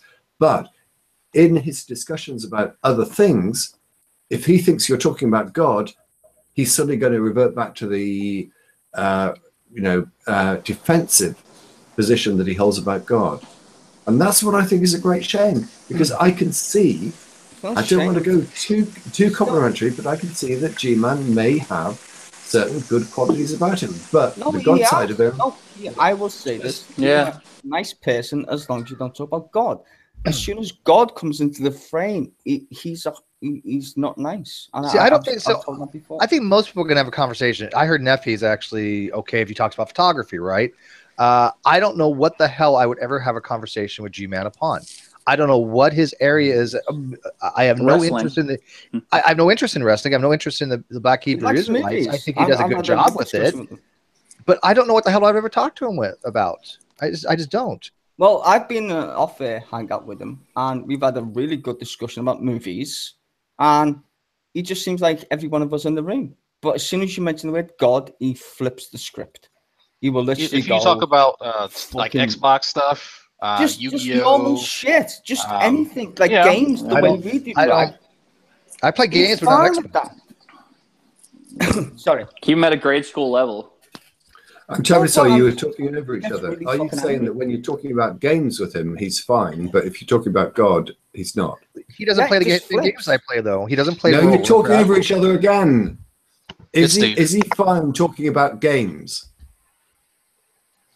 Depends which games. I guess he doesn't play the same games I play, so I couldn't talk to him about games because we're not on the same level. The games I play are completely different than the ones he does. I play like Counter-Strike Global Offensive, Team Fortress 2, World of Warcraft, some things like that. I don't know what the hell he plays. He plays like 2007 FIFA. I follow that. Sty, were you saying that he's okay talking about games, but not God? Yeah. So games, some games he's happy to talk about. Yeah. Well, but that's being specific. In general, if you talk to him as a general person, just like what the fuck do you like, and interests, movies, whatever. He's a really nice guy. But as soon as you get to God, whoa, shit, don't go there, because he retreats into himself straight away. He feels like you're punching him in the face. And it reminds me of being in school. It's a weird thing for an adult to come across a child who's an adult. Do you know what I mean? It's a bit bizarre. So as much as I take the piss out of him, I feel sorry for him, because I think Dragno said he's a child trapped in a man's body.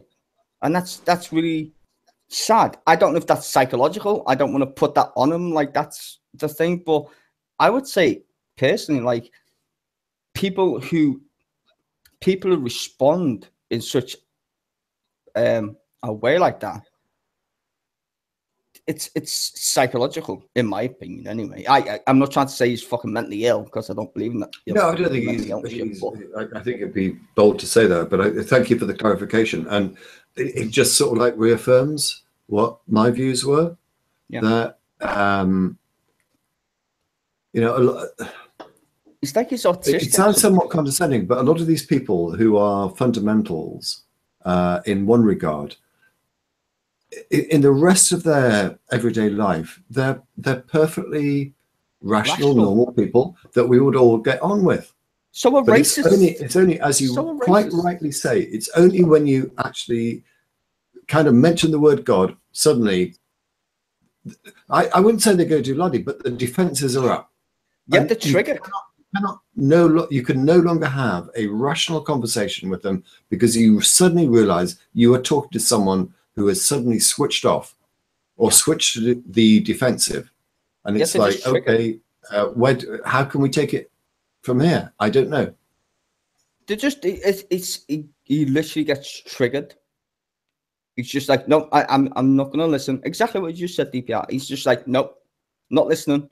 Like, even when he probably enjoyed being with Dragnord and all the other people, I know he fucking enjoyed that, because I have no doubt at all. He's never been in that scenario where people who were opposite are engaging him on a human level without the god bullshit, right?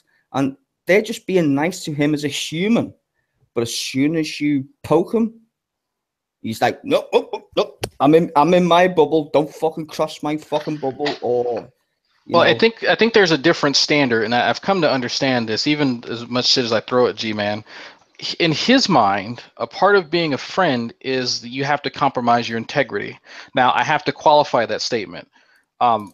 When I say that, is that the standard that I have for my friends and people who know me, I expect my friends to call me out on my bullshit, no matter if it's personal, no matter if it's professional, whatever. If I am out of line, I want someone to drag me by the collar. If you're G-Man's friend, you can't do that.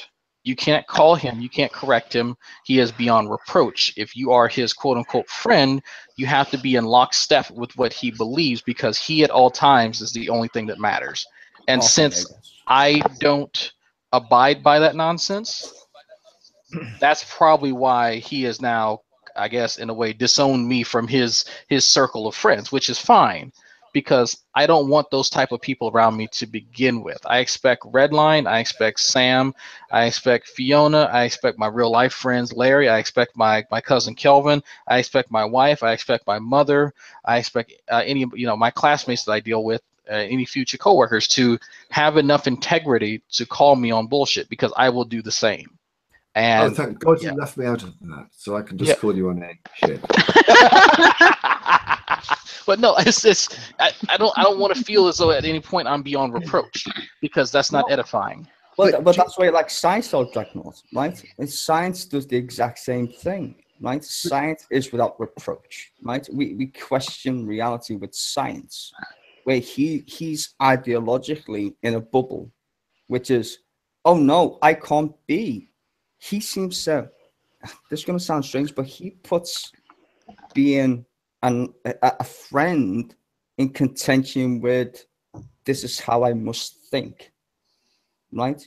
Like I said, he's like a racist. I'm not saying he is, obviously he's not, but he is ideologically speaking. He's like, if you don't like how I perceive the world, then you don't fit in my worldview. And I hate the way Christians, not all Christians, but people of that ilk say, it's my worldview. Like Ronnie, it's my worldview. I agree with the that's a weird salad. That's a weird agree with the vocabulary. I don't think I understand why you're sort of like drawing an analogy with racism, but I don't think it's a good analogy. I think the comments you made are absolutely spot on. But I'm very uncomfortable with using the word racism. There's no reason to bring up racism. Okay, the reason why I would say that is because of my own upbringing. Right? I've known a lot of people in my life who have said the weirdest shit ever, and I've been like, wow, that's a bit weird, in regards to race, right? And they don't think about it. It's just the way they've been brought up, right? And I think G-Man's being brought up in such a way where religion is such an important part of who he is. If you take that away from him, there's no more G-Man anymore. Yes, I understand that. I accept everything you're saying in relation to that. And I can see a loose analogy with the idea of racism, but I just feel it's maybe somewhat too emotive a word to use to describe it. Oh, come on! Let me support you entirely in exactly what you're saying by saying this. I think that if you undermine his fundamental belief in religion, you're undermining who he is. Yes, and I don't actually think that's got much to do with race. It's got to do with who he identifies with, what he identifies with. No, that's And I don't see the race being an issue here at all. No, I think you're thinking black and white. I'm more talking about ideology. Yeah. So cognitive bias, basically. Yeah, In that case, I'm not talking about like we're in total agreement. Yeah, I'm just saying is if like let's say I will apologize to you if I didn't make that clear. Don't start doing that shit. No, hold on. Let's say I meet some guy who's from the KKK, right, or whatever, right? I've watched plenty of videos with a black guy has met somebody from the KKK, even though he says to his face, we shouldn't mix as races, even though that's a stupid word. The white guy, who was vehemently against mixing races, actually agrees with the black dude in regards to, at least he listened to me. Now, if we're going to do this thing with G-Man in regards to or religion in general, I'm sorry for people who are atheists or whatever, we're going to have to listen to these people because unless you want to exterminate them, they ain't going away. And we still have to live on the same planet. So we need to compromise. And I don't think G-Man understands the compromise because I know a shit ton of Christians and religious people, just like you guys, who are very compromising to, I guess, our opinions, but never say, well, I'm going to send the hordes of fucking Christians to come and get you, because that's acting like a child. Do you get what I'm saying? So his mentality... Well, the issue, Sty, if I can summarize, the issue is that G-Man's identity is so wrapped into him being, you know, a Christian that he's never, ever going to be able to... I mean, sadly enough, he's never, ever going to be able to be convinced of anything or to treat anything in a fair-minded way, in a similar way to now you see a lot of people who are either, you know, sort of racist or racialist, who do the exact same thing where they're going to find anything that confirms their point of view, even if it's just so peripheral and illogical. Or even Sam, can I just question on that very quickly? Because what you said was that G-Man was so invested in his Christianity that he's not going to give, to paraphrase you, he's not going to give it up easily. But I think you also kind of suggested that he would never give it up. Does that mean there was absolutely no point in talking to about him or challenging him about it? Do you seriously think that he will never, ever be able to give it up? Because there are many examples of Christians who've held as fervent a view as he has that have given it up. I just wonder what your views are about that. Well, I mean, him personally, I don't think, you know, if I was to bet money, let me phrase it this way. I don't think it's impossible, but if I was to bet money, and I'm not a person who bets money on stuff. You're Jewish. I would feel comfortable. I would feel, don't lie. I'm the one that get away with that joke. Oh, no, I'm just saying. Go on. I'm sorry, son. I mean, Steve, who were all the bookies? Excuse me? The Jews. Like, and bookies do what? They bet? No, they take bets. Oh, no, shut up. Implicitly, they're making bets. Continue, Sam. Continue. That's why you make odds. Is there any way we can get it back on track? But back on track. Shut up. Steve being inaccurate. Steve not understanding how bookmaking is done aside. Go on, Sam. Get to the point. I mean, Sam. I mean, I don't like. I would willingly bet. You know, I would bet plenty of money that he wouldn't. But, you know, I think in terms of conversation beyond entertainment and addressing arguments where they come, I don't see a point. But I also don't talk to him. So okay. Well, here's a second question for you then, if I may. And I'm not picking on you. I'm no. You're just asking questions. I'm just okay. So if I mean, I kind of am in two minds about whether it's worth talking to people and trying to persuade them, and whether you should just think, well, maybe the audience is broader than that specific person I'm trying to talk to, so it is worthwhile. But I don't know. I would tend to come down in favor of, yes, it's worth it talking, because you never know what will happen. No, and also, you never know. They may actually have the ability. I know that you're going to think this is absolutely bizarre and strange and curious and utterly objectionable.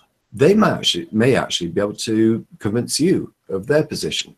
Yeah, but that's because positions in psychological terms is just that. It's a position. If you can convince somebody that it makes sense. Human beings are rational. I think this is the biggest mistake people who've ever read philosophy mistaken.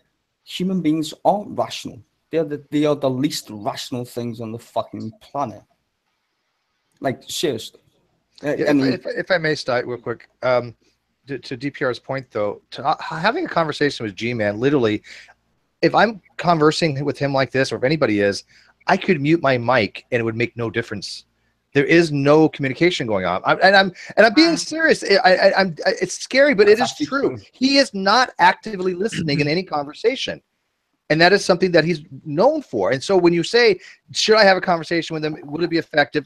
In this regard, until he learns how to listen and be part of the conversation, I have to kind of say, no, it's not worth it. There's no reason to have a conversation with him, because it's the same thing with talking to a muted mic. It really, honestly is. Well, Steve, that's my point why I brought up like the bigotry aspect, because even though you can, if I said to, let's say, DPR Jones, let's say DPR Jones was a white nationalist.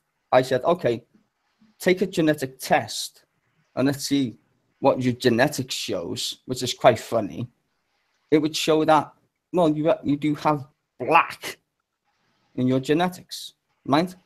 And this is the funny point. A lot of white nationalists are getting genetic tests who, to their horror, find out they've actually got black in their fucking genetics.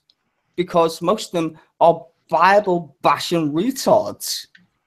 They don't understand science because they think science's job is to discount God, when that's not the case. Anybody who tries to prove there's no such thing as God with science is a complete fucking moron. And that's kind of what G-Man embodies, ignorance.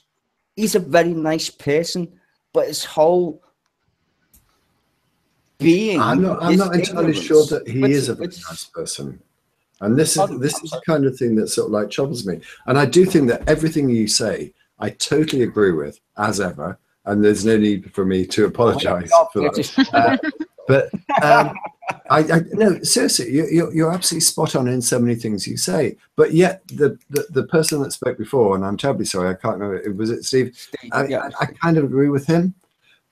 But this is why I'm in a dilemma, and this is why I'm prepared to say I'm not sure what the answer is, and I don't know. But the answer is hey, what is the most honest answer you can give to any sort of like problem? Yeah, I'll hear your side. I hear your side, and if I don't know, I will say I don't know. I tend to think that conversation with G-Man is a waste of time.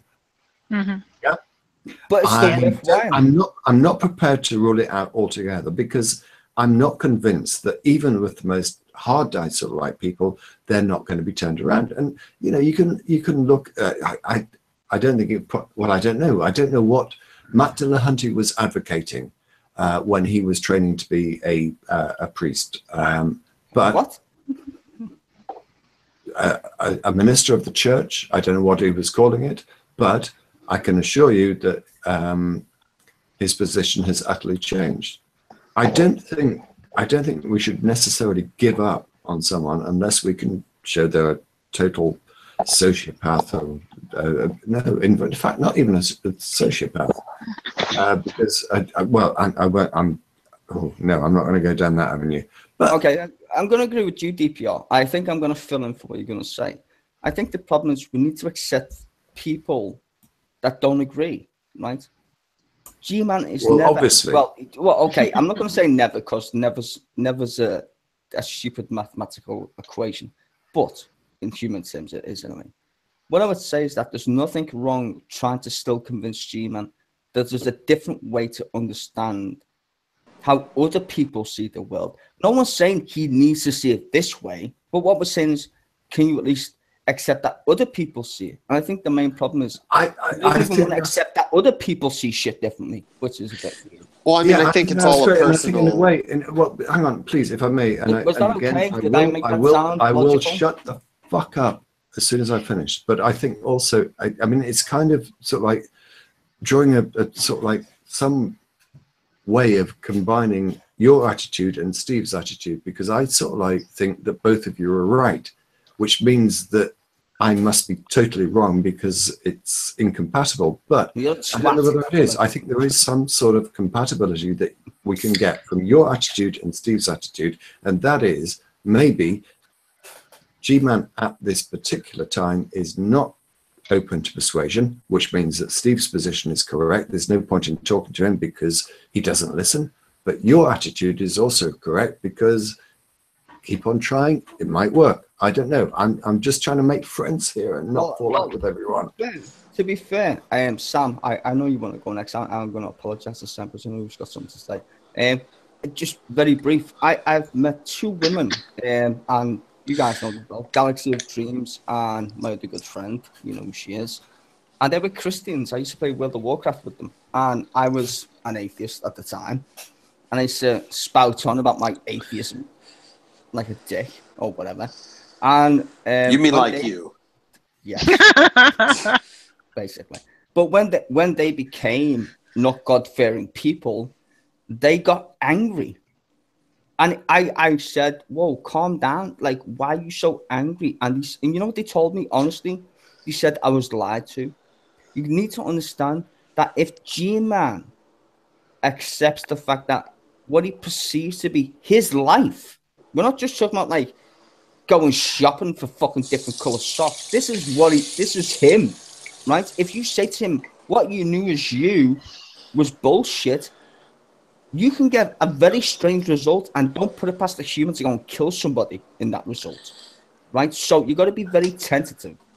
But what I would say is that, go on. Well, I think that's. I mean, well, also, you know, and Tanya's come out with some of the more personal stuff, and I'm not going to remark upon it, but there's other personal circumstances with her that involve some substance abuse and involve other things. Mm-hmm. Yeah, I know about and so, like, I don't think it's fair. Like, each person is unique, and I want to clarify to DPR what I said earlier is, like, for me, it's just like today I happen to be running a lot of errands, so I'm just on my phone and listening and trying to talk a little bit, but I don't personally have the time or energy to be that person who reaches out to G-Man.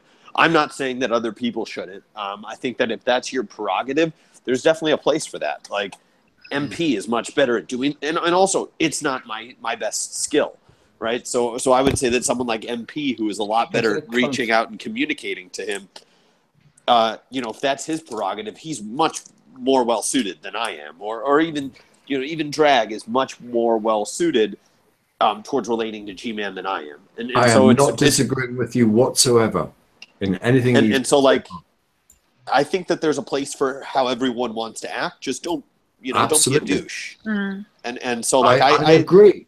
I kind of, I feel like I relate to DPR where I'm like, I agree with everyone, but, like, I can't do that at the same time. But what I would say is that... Let me give you an example, if I may, and I hope you can hear me.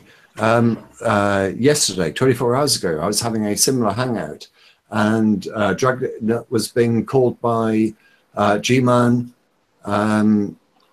every 30 minutes or so. I mean, it was just crazy. As soon as G-Man called, I muted my mic. I didn't want to have any conversation with him. I didn't want to prompt Dragnet to have say anything to him. I wanted nothing to do with him whatsoever because I knew it would be unconstructive. So yeah, I totally agree with what you're saying. Now, if somebody has the time and energy, that's fine. And Dragnet met him, as did others in New York, apparently. They did, well, they met them. So that's great. If that didn't work, that's fine. But if, as Sty says, you know, and I tend to agree with his position more than any other at the moment. I'm not criticizing other people's positions, but the fact is that it appears to me, whether rightly or wrongly, I don't know, that G-Man is so invested in his belief of religion, nothing is going to shake it easily. Now, you could, if you wanted to, try and look into why he was so invested. If you did that, you could possibly find out why he could be persuaded or how he could be persuaded out of it. It's not something, as you say, you've got no time for it. I haven't. Others may have. Others seem to have tried and whatever. I don't know. I'm not interested. Well, let me give you just an example hope, why I just hope that he kind of ends up being a happy person, because at the moment, I don't think he's particularly happy. And I think that one of the reasons he's not happy is he is totally bound to this belief in religion, and he has to defend it against all cost. Because that's all. Because that's all he has. But let me. Hang on a second. Let me explain why I had a conversation with him the other day on Drag's channel, because I know full well I'm not going to be able to have a conversation with him. However, if he says that he has something that he wants to discuss, and he's going to, supposedly in this case was to give me evidence on something, I will be happy to give him a few minutes of my time, as long as he's talking about that. He literally for 2 hours. I got 20 minutes out of like 2 hours to talk. He for 2 hours was talking about nothing what he originally wanted to have a discussion on. At that point, the discussion was over. I didn't want to have a conversation with anymore, and I didn't. But if somebody says, like, if somebody G-Man says, I would like to discuss this with you, Steve, okay, fine, and we'll start down that path. And if it's productive, I'm fine with that. But if it's not, then I'm done at that point. Effectively, I think that's how you have to approach it with G-Man. I'm not going to say that I'm not going to have a conversation with him if he wants to. Right? Because then I look like the ass, right? No, I'm gonna slightly disagree. I think I'm just gonna say my position again. I think as hard as it is, I mean, look, we don't agree with his positions on how the universe began, to be quite frank.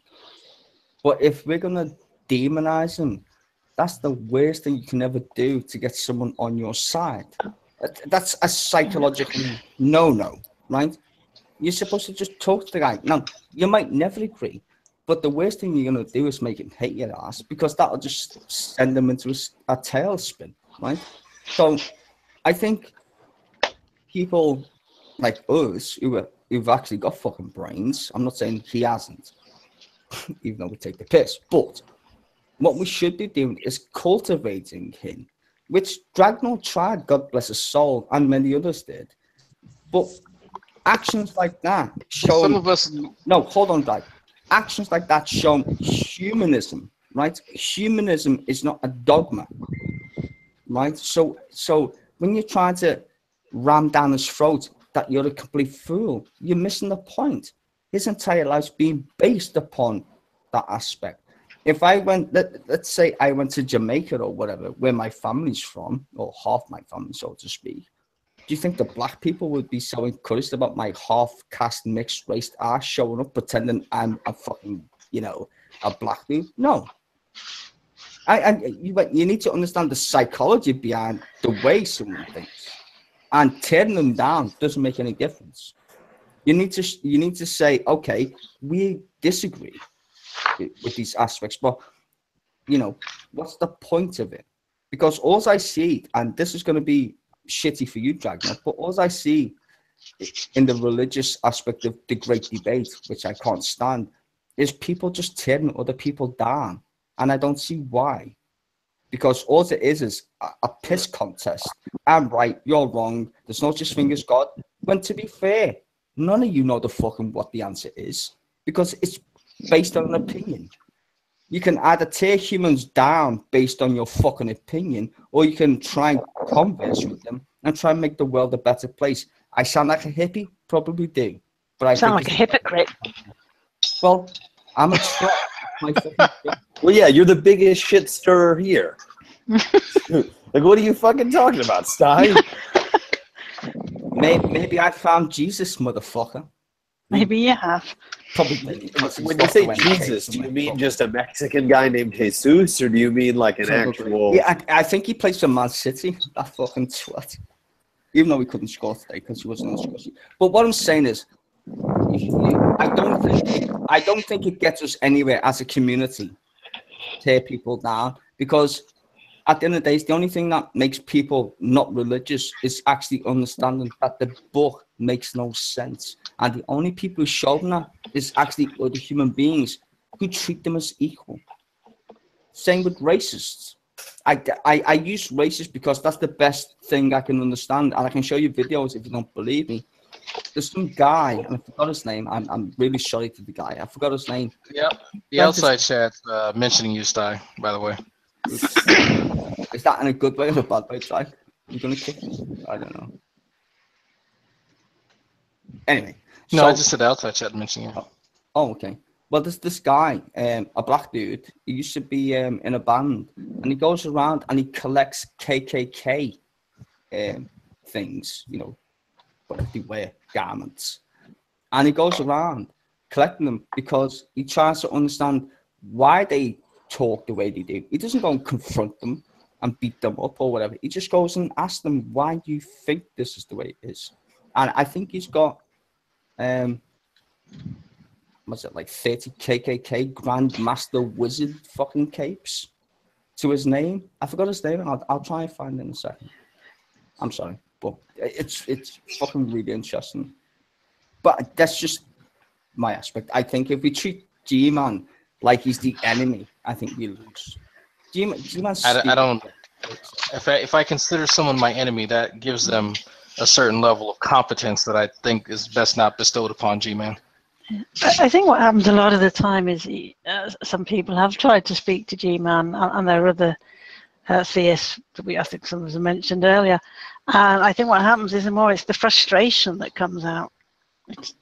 But yeah, if you legitimately want him to understand your position, you can forget it. And that I don't expect him to understand anything that I'm saying, even if I break it down and use like fucking crayons and construction paper. Like, he's just not. Like, he has a built-in cognitive bias that's always there. It's plainly there. He lets you know it's there, and it's entertainment at the end of the day. Like, if you speak to him, you know it is just simply entertainment.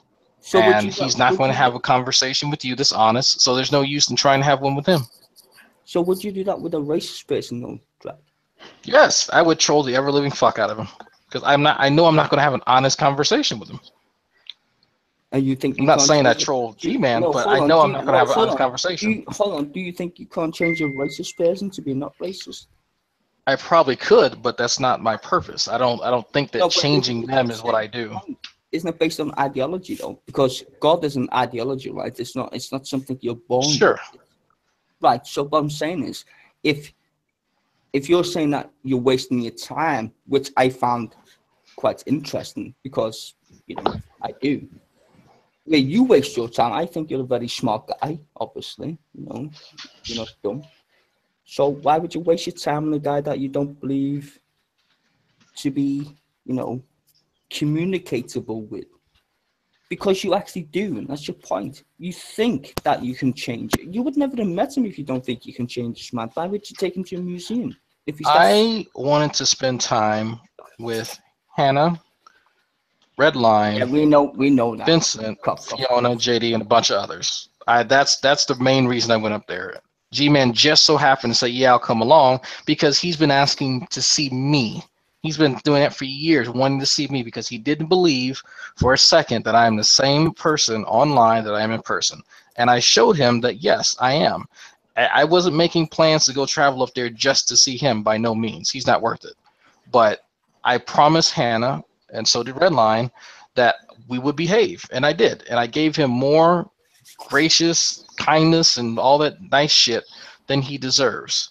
And I don't regret that I did, because I afforded him the opportunity to show me who he really is.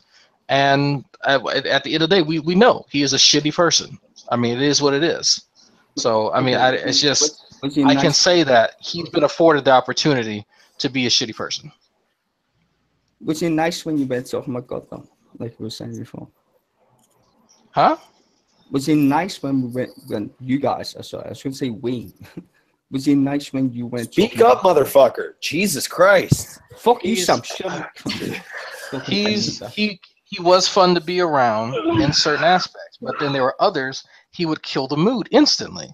So it's like everyone's having a great time, everyone's laughing, and then he would say something fucking stupid that had nothing to do with the topic that would ruin the shit. And it's just like, you kind of have to continuously move this line of comfortability with him, because he is so socially inept that he doesn't realize that he's ruining the mood for everybody. So we're all having to kowtow behind the fucking idiot in the room in order to make sure that we're all having fun. Like, there was a certain point where I'm just like, holy fuck, if I'm ever going to do this again, I need preparation time, I need some 5-hour energy, and I need to fucking meditate.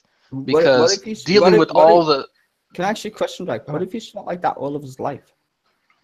If he's been like that all of his fucking life, I don't want to deal with him. Like that's it. I don't care. Like it is. What I'm saying There's is, only certain much I can put up with from a no, person. but what I'm Like saying I is, give people latitude. That guy. Imagine that kid. Imagine G-Man as a kid. Now we don't know what G-Man's childhood was like, but you sure it wasn't fucking good?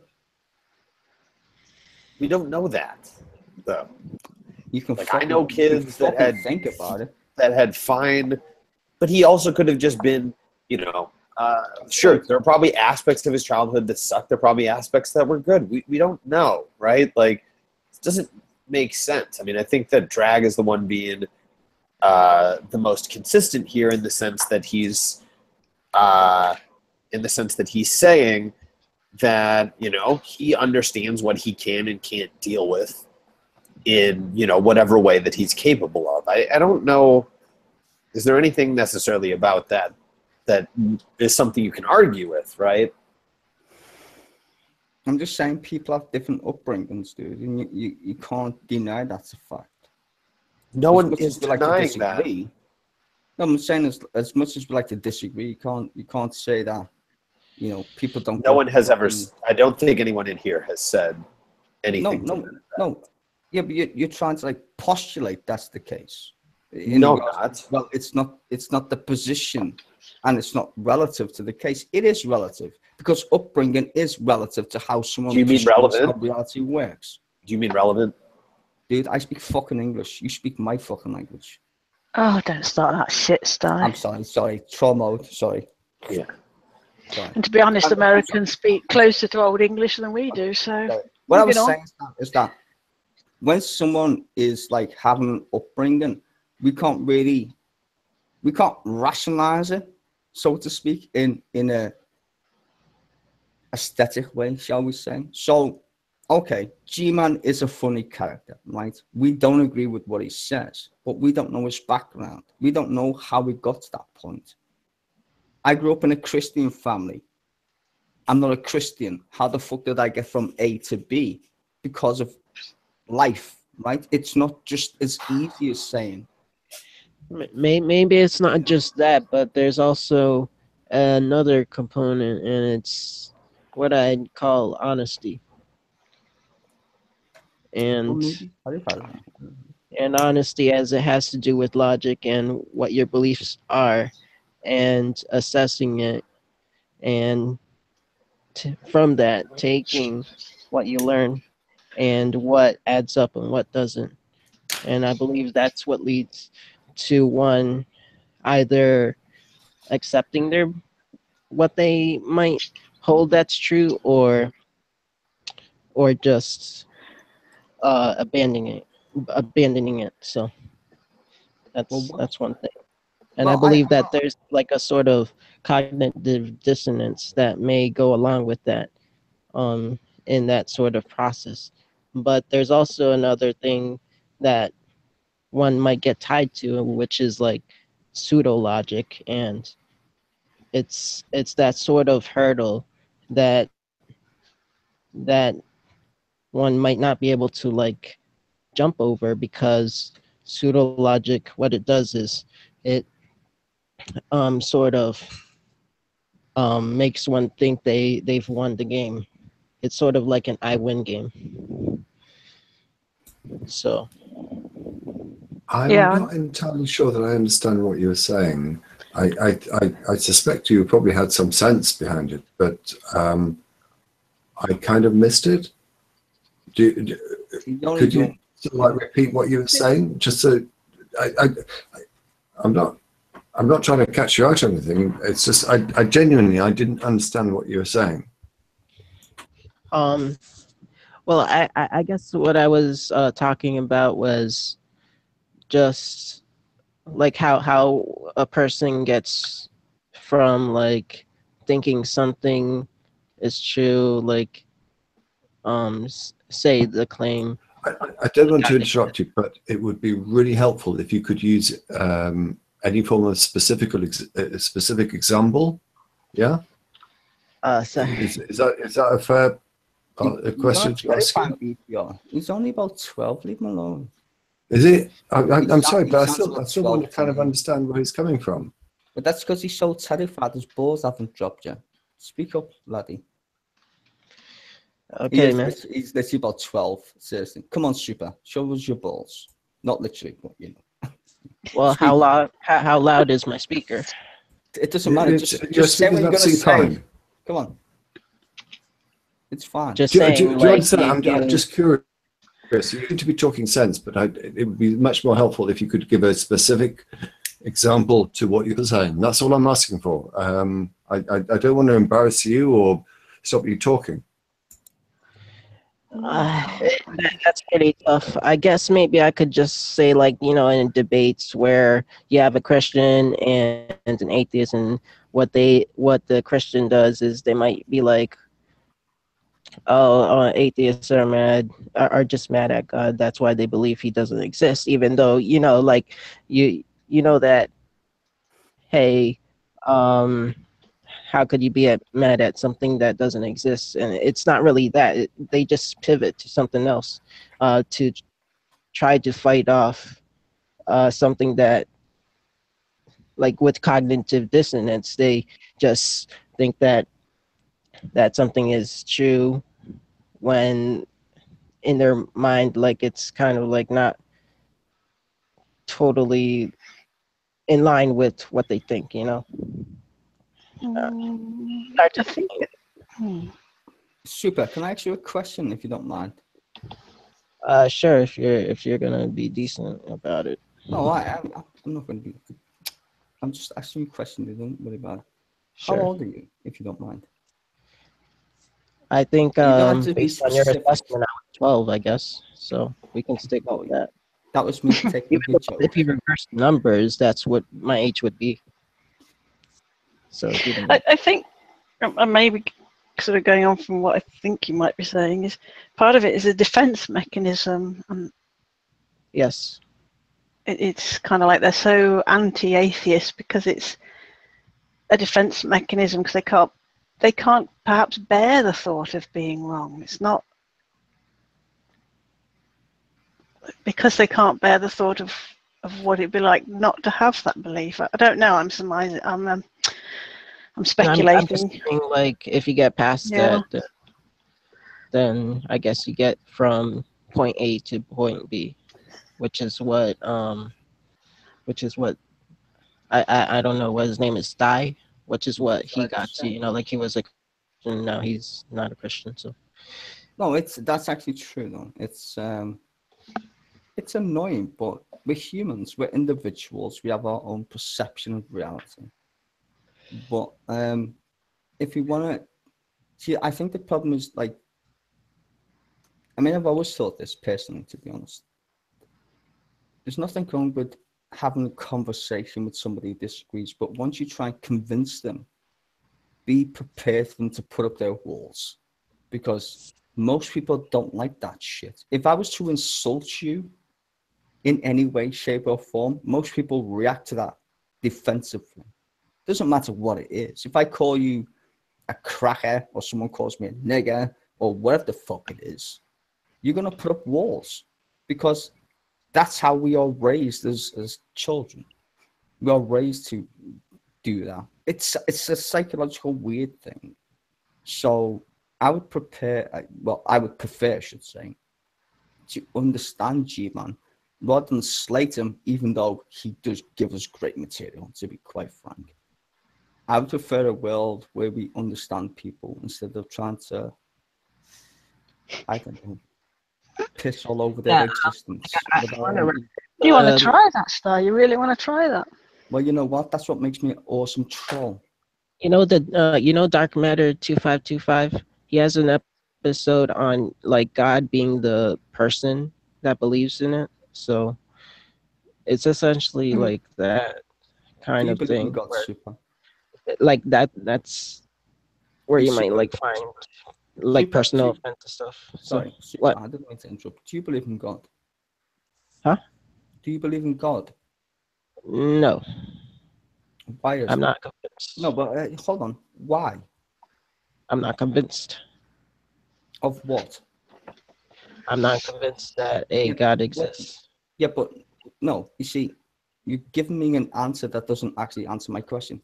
Why haven't you been convinced there's a God? Let me see. You don't need to go to. I guess several things. Well, pick one. One thing being that it's almost undefinable. It's an undefinable premise as to what a God actually is. So Seems logical to me. to even get past that point, I would must, take I must, an I must put in here. Not only does it seem inevitable, Yeah, I know but you're gonna do if this. I was no, I'm not allowing you to get away with this because Yes, you anyone will. that says to you, "Do you believe in a God?" the first answer you should give is, "What do you mean by God?" Well, it's just actually Yeah, said that's what that, I was though. getting to. But he actually said that, DPR. Come on, be fair. I know he did, but you interrupted him again. Let him carry on. He's doing incredibly well.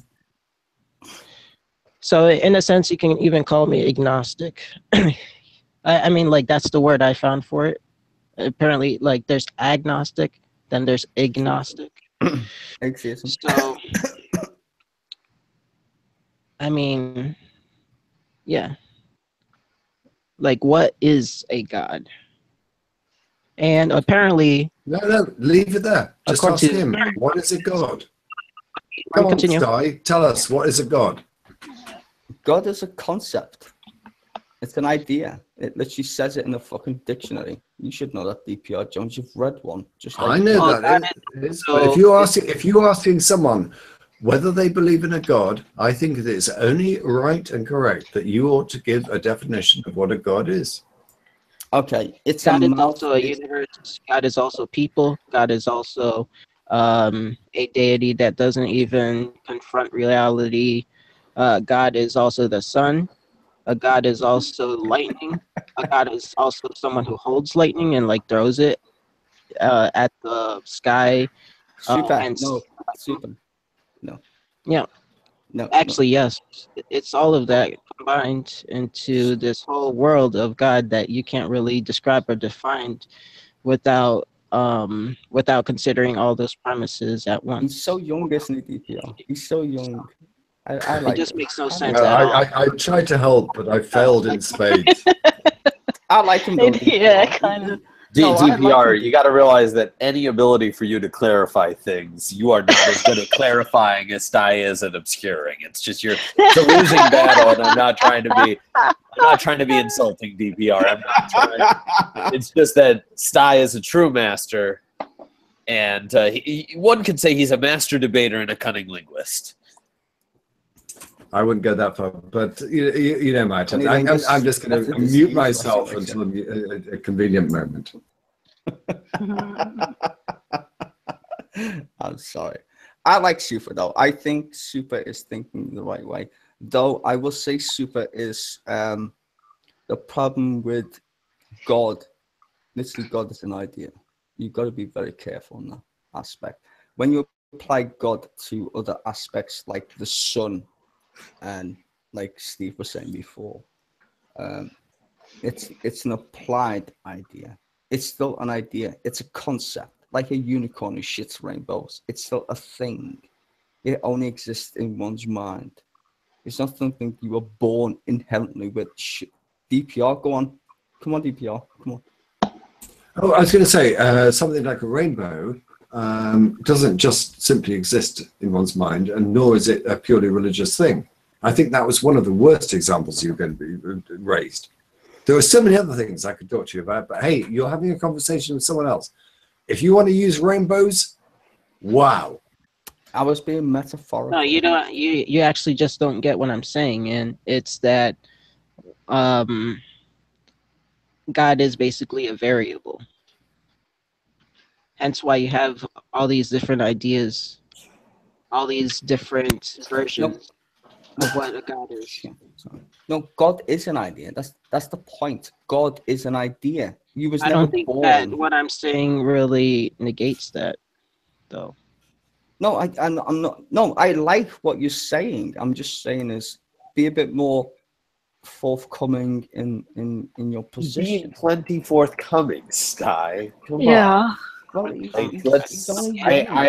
know you had a few, but like some of us. sorry, I mean, I wish I could be more clear. Like I'm trying You're to. being very clear. No, you are not clear. your fault. I apologize. I just want you to shout, and you sound more like me. I apologize. Don't make me Anyways, have to moderate. It's not a good look on me. Sam, don't even. Don't. Fuck you. just to answer your question, like I'm not convinced that a God exists. One reason being that you can't really define what it even is, like a concrete thing, you know. And I guess it's lack of evidence and whatever. If they do like produce a specific example, like if they say, "Oh, like I believe in the Bible God," you know, like what's evidence that one exists? And then that leads to Super. a conversation. Super. Can I answer this question? What's up? When What's up, Si? when you're reading about hierarchies at school, did you ever understand the hierarchy of how people think? You know, like the hierarchy. It's like if you got God here, right? People think of God as something, right? It's a one in mathematics. It's a thing, right? So we always donate a thing as a one, right? So it has value. Now what you're doing is you're attaching value to what you think. In an equation, that doesn't make any sense. That's why we have the word belief in the middle. It's like an equal sign. The equal sign in mathematics would be belief at this point. Stein, So- one part of that was not just complete horseshit. Jesus I'm Christ. trying my best. He's only young. I can't say like, you know, fucking whatever. Doesn't matter. I'm just trying to be as like simplistic as possible. I know it's shit. Just fucking bear with me. I'm just trying to explain to him is God is an idea. It's not a thing. You're not born with it. It's a thing that you're taught. Like when you tie your shoelace when you're a child, no human being is inherently taught how to tie their shoelace. Somebody told you how to tie your shoelace. The only thing inherent in human beings is breathing in and out, so to speak. Right? Sad shit. Yes, we are. We all breathe in and out, so you don't exist, DPR Jones. No, you're wiggling your head. Okay, DPR Jones. No, I disagree with you on this basis entirely. There are so many things that are innate in our selves when we are born, including breathing in and out, including sucking the nipples, including breastfeeding. For example, to say that breathing is just the only thing that we're born with is absolutely ridiculous. Crawling. You've got better points to deal with than that. Come on. I think it's just being overly simple. But Yeah, I'm trying to be overly simple, so it's not getting overly complex. Well, what point are you trying to get at with this? Well, the point Nobody is, knows. well, the point is, God is not inherent in any human being. It's taught, just like racism and bigotry. No, it's not actually. Taught. Yes, it is. There are good reasons Yes, it to is. argue that it's not. No child has ever been born religious. That's a I think No, that's I would just agree a with that, big but they have issue. been brought. I'm totally sorry. They have been brought into this earth with a propensity for religiosity. propensity doesn't mean actually it's inherent. On some level, It kind of does, actually. I've got That's what the meaning of propensity is. Doesn't mean everybody needs to jump off a cliff. Propensity just means probability to do some certain action, DPR. Which would mean that it's It needs a bit more than that. Listen, hold on. I've got the propensity means to be natural hit by fucking tendency. lightning just because I live on a planet that strikes lightning. It doesn't mean that fucking therefore lightning is the inherent value in the I system. don't think that's a good use of the word propensity there. It actually is know- if you look it up in a dictionary. I'm going to look up propensity right now, Mhm. Yes. but you know what we're getting at here, and it's an inclination or natural tendency Yeah. to behave in a certain way. Yes. Which that was the first thing that came up when I Googled it. Exactly. That would mean Yeah. it would be an inherent behavior. I mean, do we have that as human beings? You don't have the believe in God? propensity to be struck by lightning. There's a likelihood, there's a possibility, but it's not a propensity. We don't have a It's not a I'll say the propensity bloody because you word can't now. have an inclination towards being. Yes, but that's Struck got by nothing. lightning. Yeah. But that's got nothing to do with God, has it? Depends on whether you Okay, believe God makes Sty, lightning or not. Sty, I'm going to ask you to slow down here because Sorry. you're starting to not really make any sense. You mean starting to not make sense? Okay, I'm trying to be nice, D. Doesn't like me anyway. That's fine. But Sty, you said that there isn't any natural inclination or no inherent inclination towards believing in gods, but we do have evidence that, you know, infants and small children have propensities towards inferring intentionality and agency and imputing that onto things that have none, which leads to a propensity for religiosity, which I believe is what DPR was referring to. Correct me if I'm wrong, DPR. So you're saying there's a natural inclination for human beings to believe in a fucking greater power of being just because of their existence, then? Yes. Not Okay. necessarily because of their existence, but by You natural. said yes, not me. He said that, not me. If he could finish what he's... Yeah, Sty, you got it. You're interrupting over everyone. Yes, there is a natural propensity. This is my argument. There is a natural propensity for people to believe in gods. Okay? And now I can give you the source from where I get this idea from, but I don't think that I really need to, because I think that you would accept that the majority of people do believe in the supernatural, and given a little guidance here or there, they are tempted to adopt the particular superstition of their parents. So, for example, it's no surprise that people who are Hindu, their children believe in the myths and beliefs of Hinduism. Is that surprising? No. Jewish people believe in the Jewish traditions that they're taught.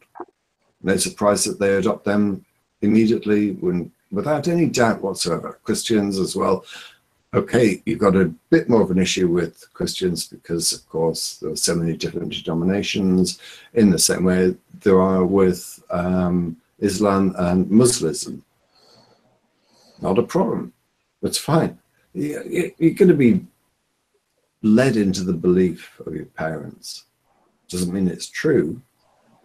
But if you want to go back to why it is that so many people believe in religion or superstition, as I would put it, just go back to our evolutionary history.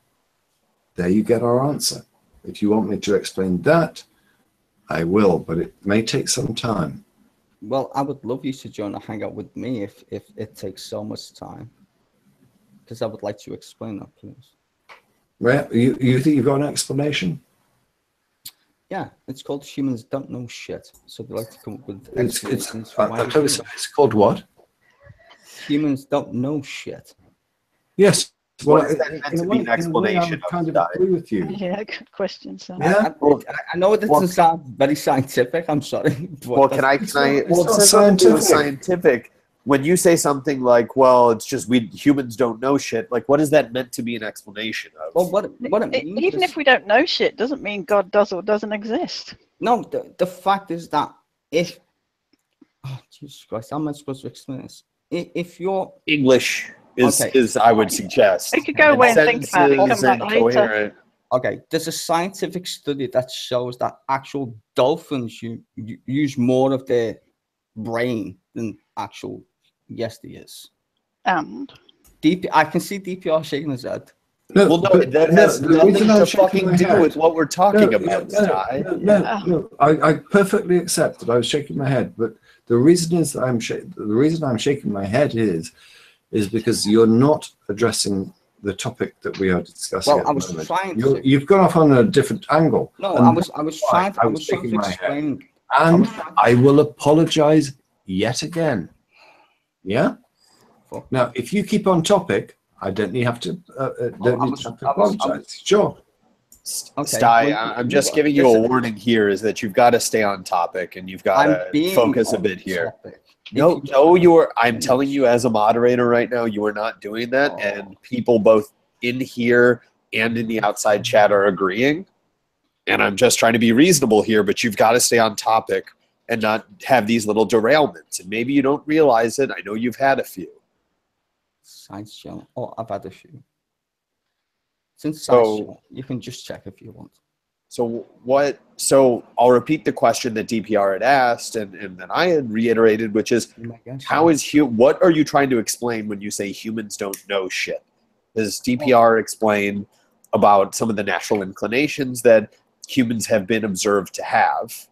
Mm-hmm.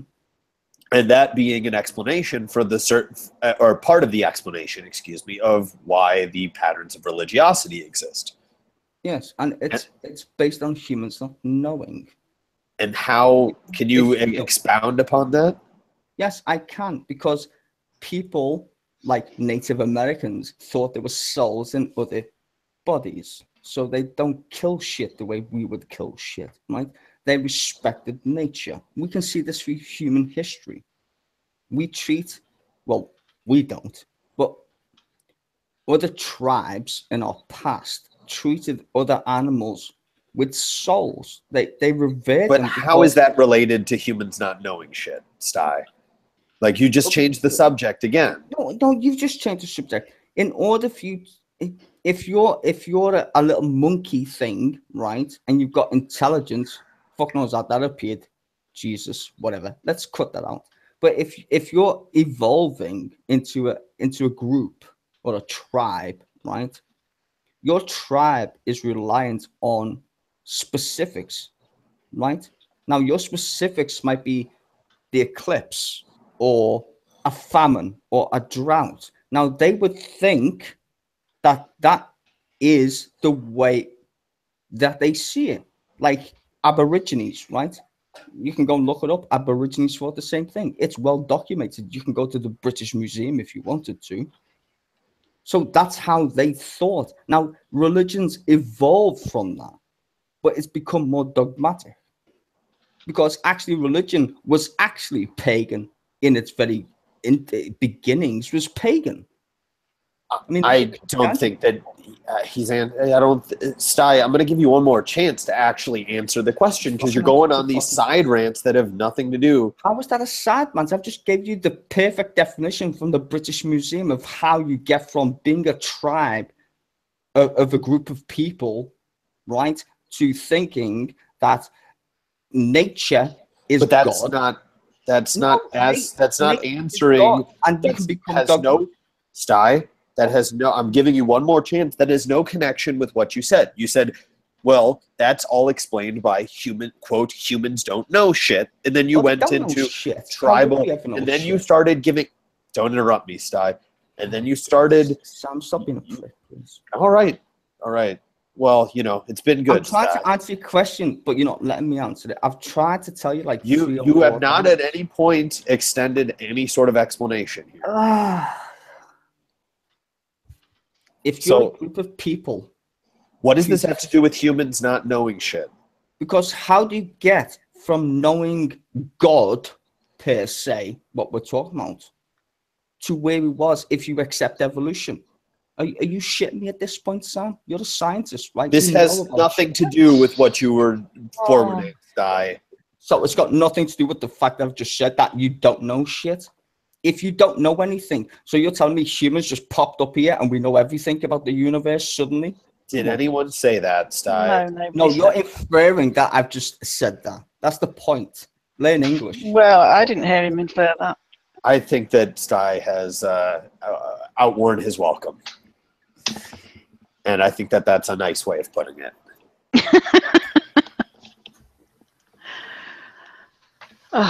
Stress. There is an event that is taking place, I think in a couple of hours' time, or it starts. The first and only time it'll take place in what I understand to be 100 years. There's a eclipse going over the United States, and it's the first time, as I say, in 100 years. I think it's sort of like going over the entirety.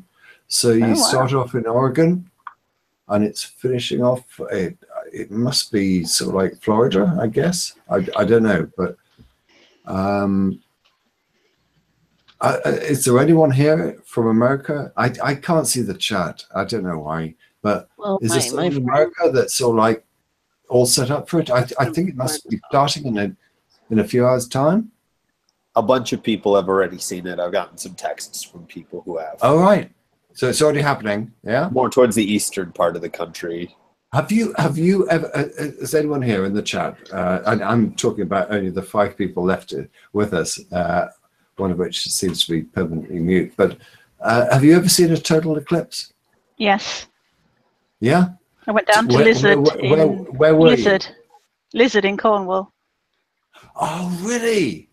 Yeah. Wow. 1999? That sounds about right. Yeah, it must be because it was just after we'd moved to Lincoln. I tell you, if you were in Lizard in Cornwall watching the total, it was 1999. Yeah, sounds about right. I can also assure you, I was there. Oh gosh. Not that necessarily close to you, so to speak, but. I was at the Lizard Festival. No, I was a few miles inland from the north coast of Cornwall. But our geographical positions are not really that significant because what I wanted to discuss with you was how would you explain to somebody who had never experienced a total eclipse, how would you explain it to them and encourage them to go and find the next one? Oh my gosh. What was the experience like for you? I was going to say, I don't know if I can actually explain it. I mean, to be honest, it wasn't a fantastic eclipse from what I understand, because it didn't go particularly, it was quite cloudy where I was. Yeah, it would have been. I know, I was there. Yeah, but it was quite emotional. It was quite like, wow, this is happening. It's hard to put into words because it was a very emotional, I was going to say emotional feeling. I suppose feelings do tend to be emotional. But yeah, it was very like, I could feel it in my, I can feel it literally now, but I can't put it into words. But I'd just say, can I try and it was phenomenal. It was literally phenomenal. Can I try and put it into words? Because you can indeed. I struggle in the same way as you do. It's like how do you describe it to someone? And I was listening to someone on the radio this morning, and they were saying, "Oh, I'm in America. I'm all ready for it, and whatever." And he went on to say that if you watched it on TV, it was like 1 out of 10. Mm-hmm. But if you were actually there and experienced it, it was like 1,000,000% out of 10. And I thought that was a bit of rhetoric that really wasn't that impressive. But that's the way I'd probably describe it. I'd say the dial went up to 11. Yeah. Well, you've got to be there. And there were so many things that were going on. I'll tell you exactly where I was. I was on the top of a mound, or tumulus as it's called, I think, on the rock side of the River Cam in Cornwall, and on the opposite side was Padstow. And it was middle of the day, 12 o'clock, and we were on top of this thing and thinking, okay, what's going to happen? It's a little bit cloudy and whatever. And then all sorts of the most extraordinary things. And you think, well, it's just going to be an eclipse and things will get dark and light again. But there's something so much more extraordinary about it. Mm-hmm. And things began to get dark. And over the other side of the Cam in Padstow, all the street lights started lighting up. And then things started getting really cold. And then all the birds that were tweeting suddenly went silent. They were completely as confused as we were. There was and everything was just sort of like deadly silent. And suddenly, from this terrible cloud, at the very moment the clouds opened, it was almost biblical. The clouds opened, and we could actually put on our what do you call it, the eclipse glasses, and look up and actually see sort of like it's something ring, which I always feel uncomfortable speaking about, but I know what you mean, though. It's like a little slither all the way. Yeah. And then the clouds moved over, and it was literally as if the gods had said, okay, we'll give you a few, like 30 seconds of visibility of this thing. And there it was. And then the clouds moved over again, took the glasses off, started being able to take the layers of clothes off that we had because it got so cold. And suddenly, you know, the street lights on the opposite side of the river started turning off, and lights started coming up again. And then the birds started tweeting. And I don't know. I mean, it sounds in a way kind of pithy, but I can assure you, if you have ever been to a total eclipse, I can fully understand why you would chase them around the world and try and do them again. And you know what? I'd like to see another one, but yeah, I actually spoke to Thunderfoot in the first time in about 3 years, I have to say, a week ago. And he's over there, and I'm sure he'll probably have a video posted. He probably will have it posted by now. I'm not sure exactly where he is. But I know that he went down, and he actually cycled down to Cornwall in the same year that I drove down to Cornwall, and we were watching the same eclipse. And I said to him during our conversation, I said, how many eclipses have you seen, Thunderfoot? And he said, 2.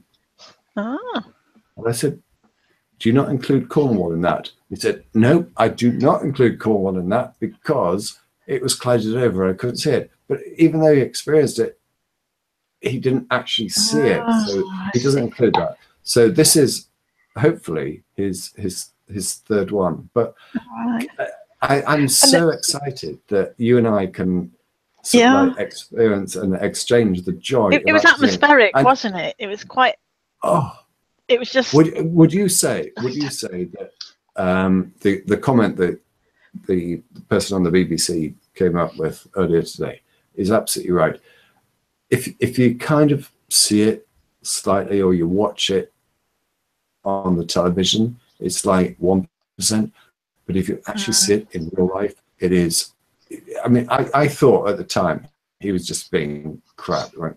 Oh, it's 1,000,000%. But in a way, it is. It is. There is nothing like seeing it live, actually experiencing. No, I would agree. Yeah, it's. So it's hard to put into words because it's weird. It's very yeah, you're right. The birds did all go quiet. I was in the middle of nowhere, so I didn't see any lights coming on. And the clouds themselves,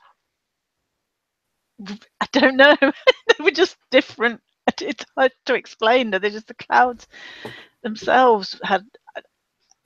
I can't explain it. It was just. It was very emotional, and it was very atmospheric, and it was very mind-blowing, really. It was like, wow, this is wow.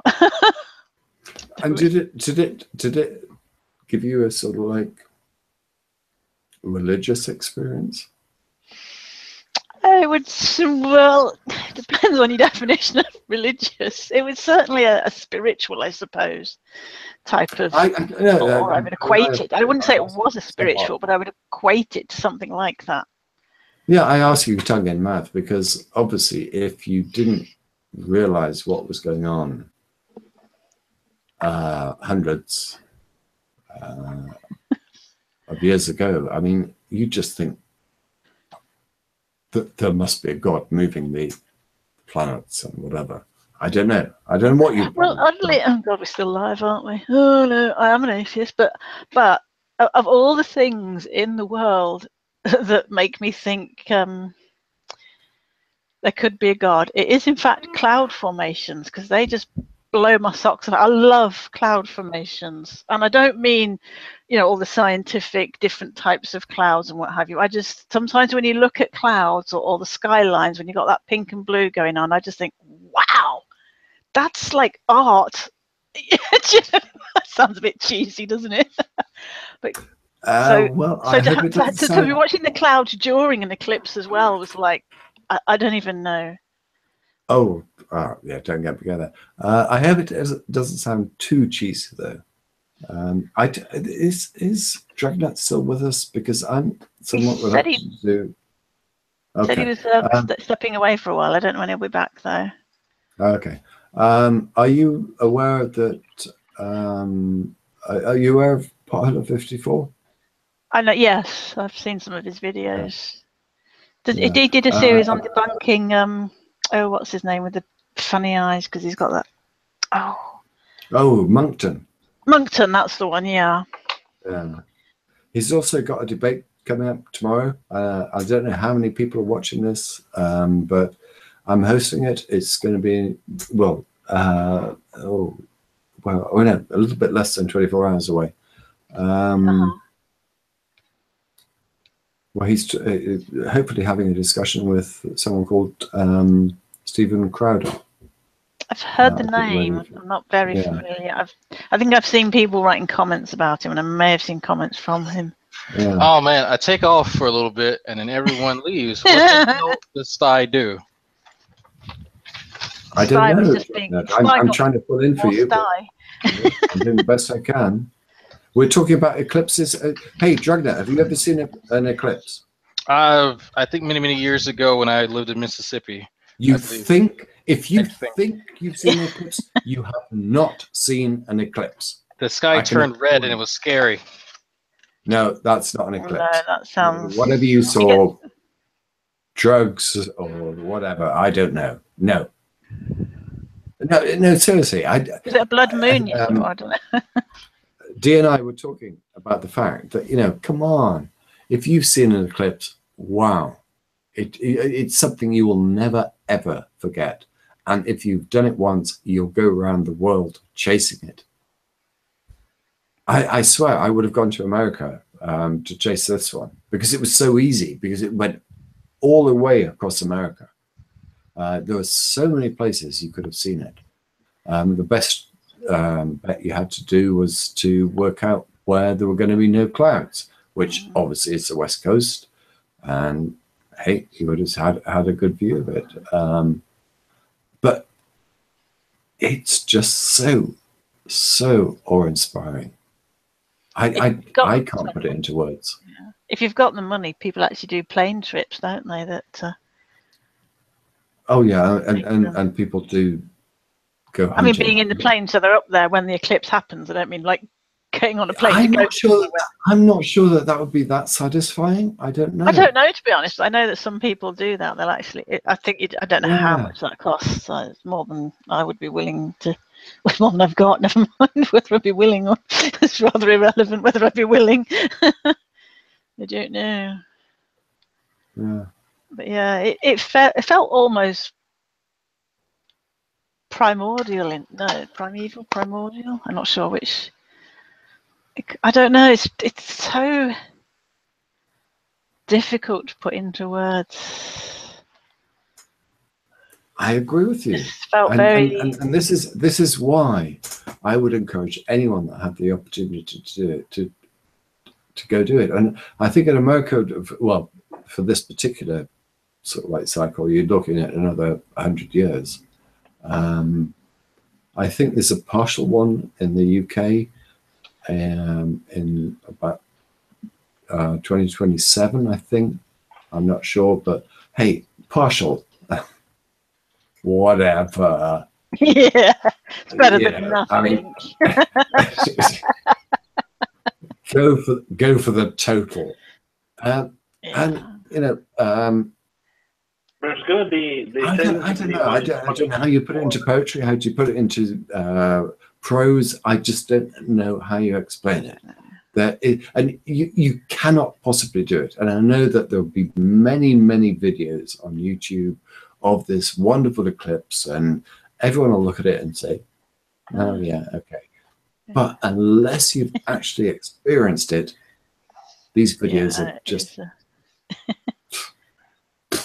Say there's going to be one down in 2024. Another one that kind of goes over the. Your volume's so low I can't hear you, but I'm going to mute myself.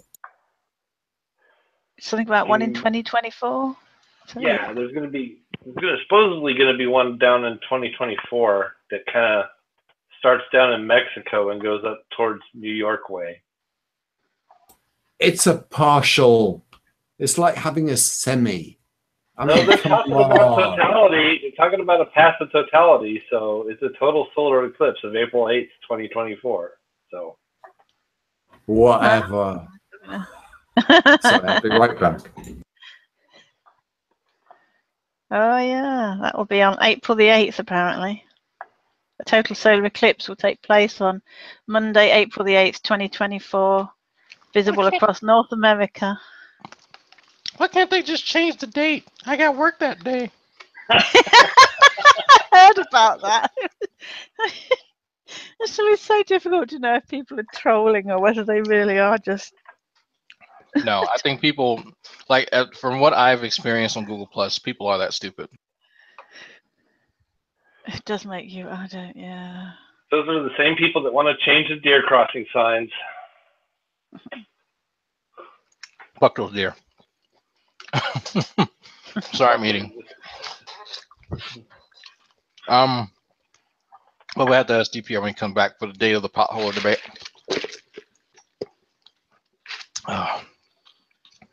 If I can get this input to come up here. Can you guys hear me? Yeah, that's pretty good. Now? Yeah. Okay, that's better. I can turn you up if needed. I couldn't listen to the Hangout when I was in the car.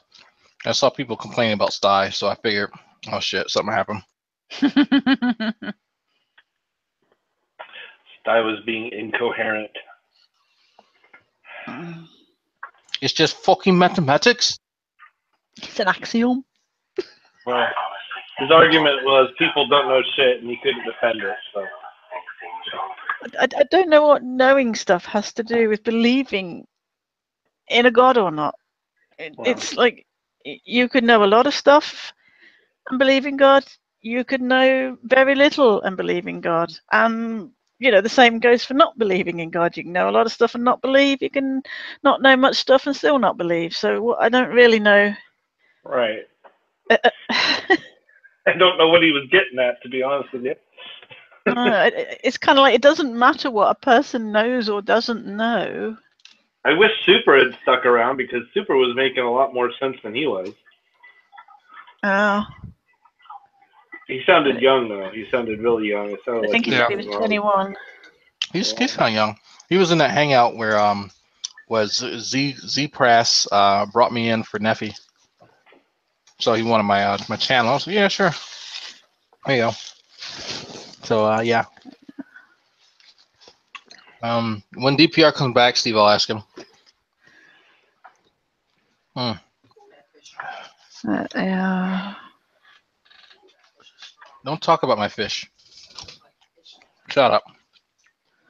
I ain't talking about your fish. My wife is making commentary about my fish. I talk about my fish. Ow. That was my foot, not my fish. Turns out I like redfish. Steve, if you're talking about the Potholer Crowder debate, Potholer himself put something out because Crowder hasn't actually responded back whether it's the 22nd or the 23rd because of the international dateline issue. I see. Oh, because Potholer's in the UK, isn't he? Or, yeah, something like that. Is there going to be a link to it in the community thingy, Bob? Oh yeah, we'll post something. Thinking my Bob. No, it's late here. My brain's like, well, that and listening to Sty is like, oh god. When he's going on about, it will be nice to each other. I thought, you fucking hypocritical piece of shit. Long story short. More like a short story long with him. I love when people get pissed off at Sty. I'm sorry. Part of me just goes, all right, here we go. I was a little bit surprised because he, I can't remember they were using some word or other, and he's going like, "Well, it's English, it's my language," or something. And I was just like, "Oh, don't start that crap again." And much to my surprise, he went, "Oh yeah, right, I won't do that." And I thought, "What? Oh." Because you know how once he starts going on about how Americans can't speak English and it's his language, not yours, and I think, oh, for God's sake. You fucking speak Scouse? Fucking Yeah. Liverpoolian. Fucking Scouser. Once it started with that Yorkshire marbles, mouthful of marbles accent he's got. Oh my God. Did you say Yorkshire mouthful of marble accent? Wrong side of the country. He's on the West Coast. That's like I don't know where the hell that is from, but it's like My Fair Lady times 10 worse. You know, it's just terrible stuff. Oh, you're quite right. You don't know where it comes. It's the Northwest, near Manchester. Okay, Manchester. That's near fucking God damn it, it's Asperger's. Fuck. Near Wales. Cliff Jumper. There's a Cliff Jumper. Oh no, yeah, Cliff Jumper lives in Manchester. Yeah. I could just see him getting mad and saying, "God." It's just, I don't know. He's such a troll that. Steve, post a date so I can make an announcement for that. Sorry, I'm eating. It turns out I like redfish a lot. Blackened redfish. Redfish? Oh, I've not heard of it. Redfish. Are you familiar with drumfish? Mm-hmm. No. All right. Oh, known as channel bass. Is that what you guys call it? Cocktail bass. No, I don't think we have it here. We only have one type of bass here in the UK. Which I think we only have sea bass here. Oh. There's supposedly there's some good fishing around here for redfish. I do like bass though, yeah. I've actually like largemouth. I know I can catch because I've seen a guy catch largemouth bass in the same body of water that I was fishing in, and he held it. And I have a picture of it, but I've never I don't think they're really that good to eat. But sea bass is different. But I'm not even sure where, even if I can get it. But other than buying it, but I'm more of a guy that I would rather go out, get the fish, and then prepare it and cook it and everything myself. So tell me, how would you cook me a piece of fresh fish? I'm just curious, because I think you know nothing about cooking fish whatsoever. So tell me, come on.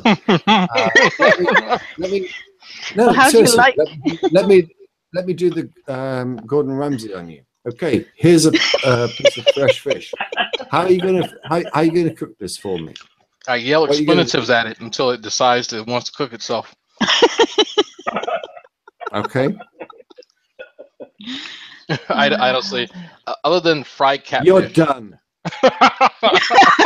Other than fried catfish, I am not. That is not an area that I excel in.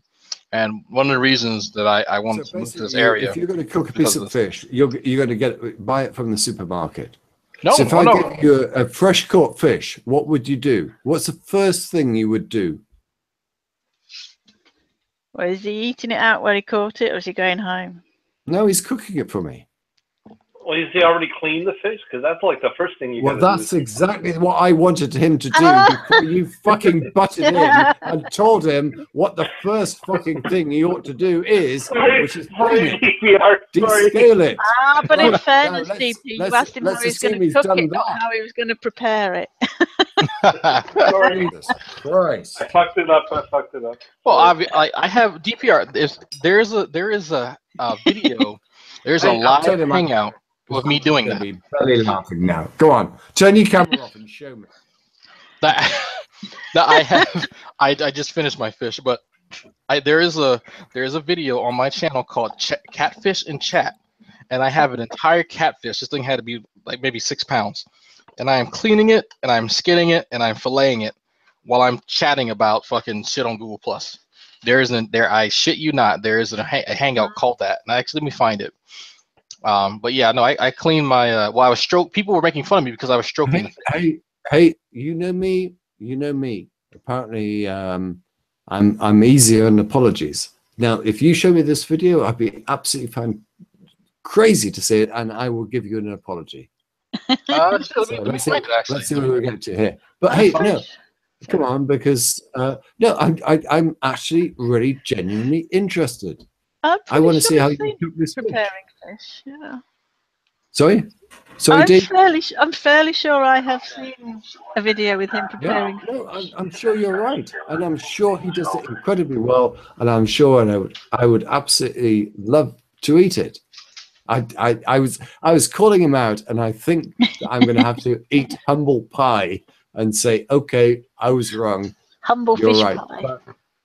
But, hey. Oh, there he is. What would you do with it? I don't prepare fish.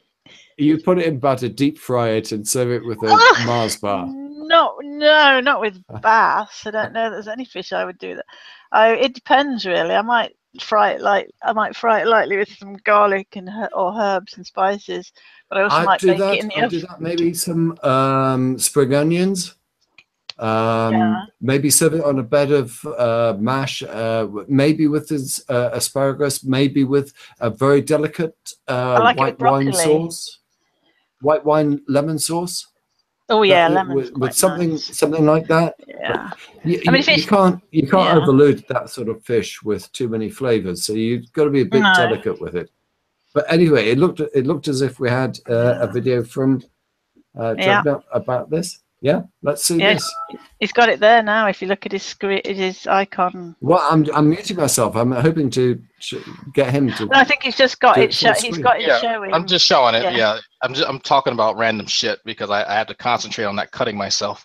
But yeah, that's me. I've already rinsed off the fish. I haven't actually cleaned it. What fish is that? That's a catfish. That's a small catfish. Channel cat. I was going to say it's not bass, but okay. No, it's not. Carry on. Yeah, but I think earlier in the video I cut off its head already, and I'm doing it the hard way. I think I'm doing it the hard way. Yeah. So okay. Yeah. This is Oh, I remember. Yeah. I caught a bunch of small channel cats near the VA. Oh my God! You're heading that knife towards your fingers. Yeah. Other way around. Come on. Yeah, and that's why I said I was doing it the hard way. And then you see my wife passing back there. And so now I don't do that anymore. I will rend its flesh right behind the gills, but then I will fillet it from from the gill slit, the back of the gill slits down to the tail, and then flip it over and do it that way, because this way was incredibly inefficient.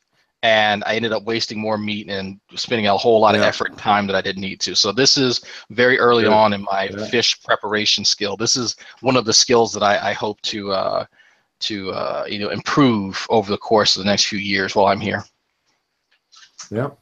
So, quick announcement: Wednesday the 23rd, 2 p.m.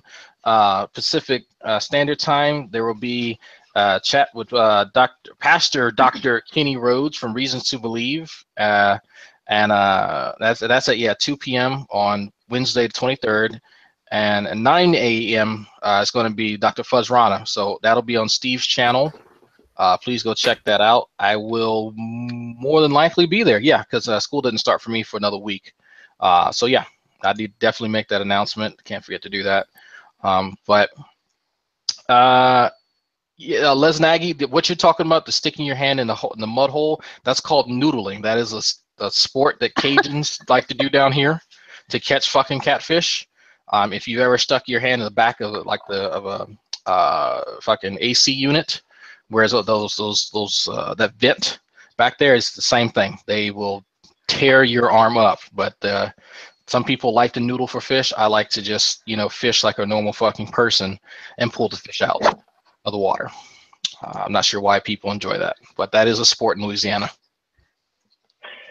Yeah, they do some weird stuff down there in Louisiana. Yeah, my people are weird, but I just tried redfish for the first time, and so I was going to make a decision whether I should dedicate some time and effort later on to specifically target that fish, and if it tastes good, I figures, well, okay, well I'll just do a taste test. Are you going to do this fish or not? Huh? Are you going to do this fish or not? Am I going to do what fish? I don't know. I was watching a video. Right, the video that I'm watching right now, the YouTube one. Are you going to carry on with this? Oh no, I didn't. I didn't actually cook that fish. I turned him into fillets. A surprise. No, and I'll tell you what's not surprising is you didn't descale it. It doesn't have scales. Come on. These catfish don't have scales. Oh, wow. It has a leathery. Well, the catfish are interesting. They don't have scales like a normal fish. So what they have is just they have like a leathery hide, and then they secrete this slime that's like snot. And so you have to. How do you deal with that then? So you wash it. What I used to do is I would freeze it while they were still alive, and so you froze the fish. So it's not fresh fish. No, it wouldn't. I didn't do it while they were alive. I would freeze them while they were alive. You wouldn't do it whilst they're alive. So you kill the fish, and then you freeze them, and then what? Then you serve it as fresh fish? No. I would take it out and turn it into fillets later. Well, it says here, catfish do not have scales. Their bodies are often naked. In some species, the mucus-covered skin is used in cutaneous respiration, where the fish breathes through its skin. Some catfish, the skin is covered in bony plates called scutes. There you go. Okay. That's what the internet told me. We're dealing with a non-scoty sort of fish here. Yeah. Yeah, and suddenly your camera's turned off, so we can't see it. So when I send this video to Gordon Ramsay, what do I tell him? You tell him that this guy has little to no experience trying to actually prepare the fish. He's more adept at catching the fish. Yeah, I think Gordon Ramsay's problem is with people who are pretending to be chefs or running their restaurants very badly rather than what people do in their form. I cannot brag about my abilities to turn my catch into a beautiful dinner. I'm still working on that. I'm not sure if we get catfish here in the UK. Hey, but seriously, hey, I'll even turn my camera back on for this one. But seriously, looked like a nice piece of fish. I don't know, maybe not that tasty. So if I was going to cook it, I don't know. I'd look at two ways, maybe barbecue, or maybe pan fried. But I'd be looking at how I could introduce flavor to it, and I'd be looking at obviously seasoning it. But I don't know. For me, some peppers, chilies, maybe some garlic as well.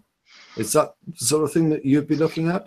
Well, that's one of the interesting things about catfish. You don't have to really season it that much. The meat itself is pretty tasty, and so what most people do, especially in Louisiana, where I'm from, it is I have to mention that every 2 seconds. We have a Louisiana fish fry, and that fish fry comes kind of packed with what we call a Tony Chachere's Creole seasoning, and that seasoning is kind of like a seasonal, but with an assortment of different types of spices and herbs that makes everything it touches very, very tasty. So once you have coated, you're basically getting something out of a bottle, whereas I'm trying to do something that is fresh and vibrant, that is local to your area, and you're saying, "Oh no, we don't need to bother with that. We'll just get out of the bottle." Yeah. No, not out of the bottle.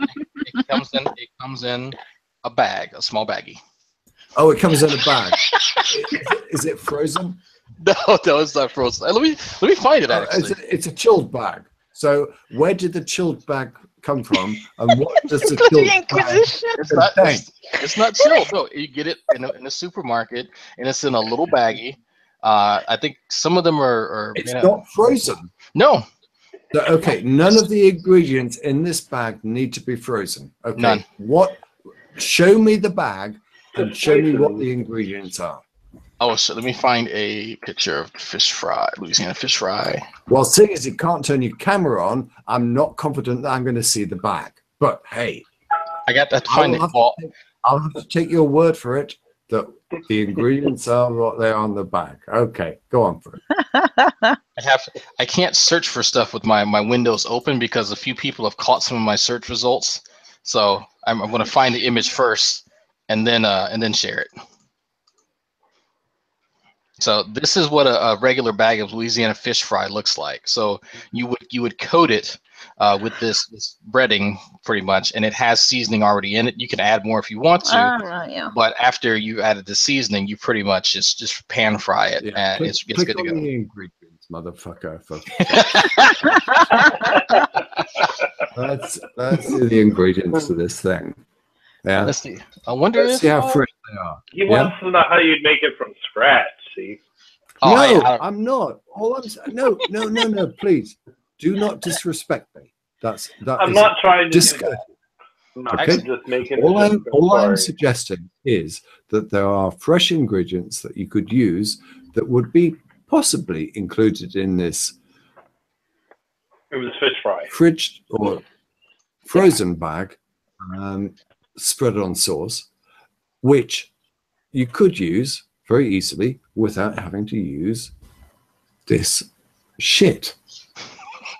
Now, I use the word shit in the way that Gordon Ramsay would use the word shit. Right. He's playing the part of No, seriously. If you went to Dragnet's house and Dragnet was trying to tell you, or let me reverse the roles a little bit more. If Gordon Ramsay went to Dragnet's house and said, okay, you're cooking me something fresh here, and Dragnet said, oh, yes, I am. He said, what are you cooking me? And he's saying, I've got you some catfish, and I've got you some fresh stuff to put on top of it. And Gordon tasted it. Gordon would tell you immediately, garlic paprika. that sauce is shit. So that's all I'm saying. It's made from, and whatever is in that. Well, I mean that Dragnet, and not only Dragnet, but I could cook better than what's in that packet. Probably, yeah. I could gather this stuff and make it from scratch. It's basically cornmeal, yellow corn flour, salt, monosodium glutamate, there we go, spices, citric acid, dry garlic, paprika, tricalcium phosphate. And I'm pretty sure that's spices is a bit vague, isn't it? You got MSG. We got MSG. Basically, lemon juice, garlic, and paprika, and some flour. Yeah. Spices a bit. You might have to taste some of that to know which spices. What do you reckon, D? I'm not. It's not a man-woman thing. It's not a cook-chef thing. It's just.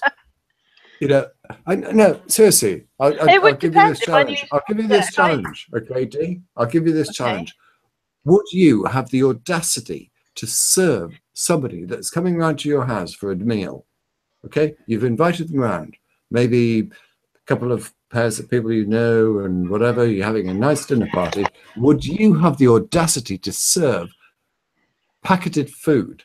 Or would you actually have the bollocks to serve? If I actually invited them round, I'd get my husband to cook because he's better cook than I am. You have totally failed to support me, D, and I'm desperately disappointed. If I'd actually invited somebody round for dinner, I would not be serving, or I would not be allowing. I'll tell you what. If that helps, my husband would not be. Sorry, say that again. My husband would not be serving. My husband would not be serving packet food. Your husband wouldn't what? Be serving any packet food either. He'd be cooking it properly. Well, I'll tell you what, D. So, don't invite me around to your house. If I come in and visit you, okay, we'll go to a local restaurant. Because if you're going to serve me packeted shit, they may as well serve me packeted shit, and I could give them a fucking tip. No, I'm not going to serve you. No wonder Gordon Ramsay gets so fucking upset about these things. If I've invited you to dinner, my husband is going to cook it from scratch. If it's I thought you said. No. He's better cook than I am. I thought you said. Let me finish. No. I thought you said my husband will cook it from scratch in the same way that I would, namely from a packet. I totally misheard you. Yeah. Yeah, you did. Yeah, you misheard. Yes. Okay. Well, in that case, if your husband invites me around, then I will certainly come around and see you. But I don't know. I just find it really odd. There is no way. I'll tell you how I judge restaurants, takeaways, and whatever. If they serve me food that I would feel terribly embarrassed serving to people that I invited round to my house, then that takeaway, restaurant, whatever, no. Oh, absolutely. Sometimes when I've watched the Gordon Ramsay things, and I thought, I'm not a particularly good cook. Well, I say that I am if I'm in the mood, but generally speaking, I'm not a particularly good cook. And I watch them and think, bloody hell, I can do better than that. I'll tell you what, there is a slight difference, and I will give credit. Well, minor credit. If someone wants to speak, I'll shut up. I think there's some background noise from Dave. Dave, you got some background sounds? Yeah, that was okay, my phone notification. Oh, it's okay. It's all right. It's no problem. I'll just carry on. I don't mind. Go ahead. But I've worked in restaurants. I've worked as a waiter. I've worked in the kitchens and whatever. And I just find it absolutely extraordinary. And you talk about the Gordon Ramsay sort of like shows and whatever. And they are incredible.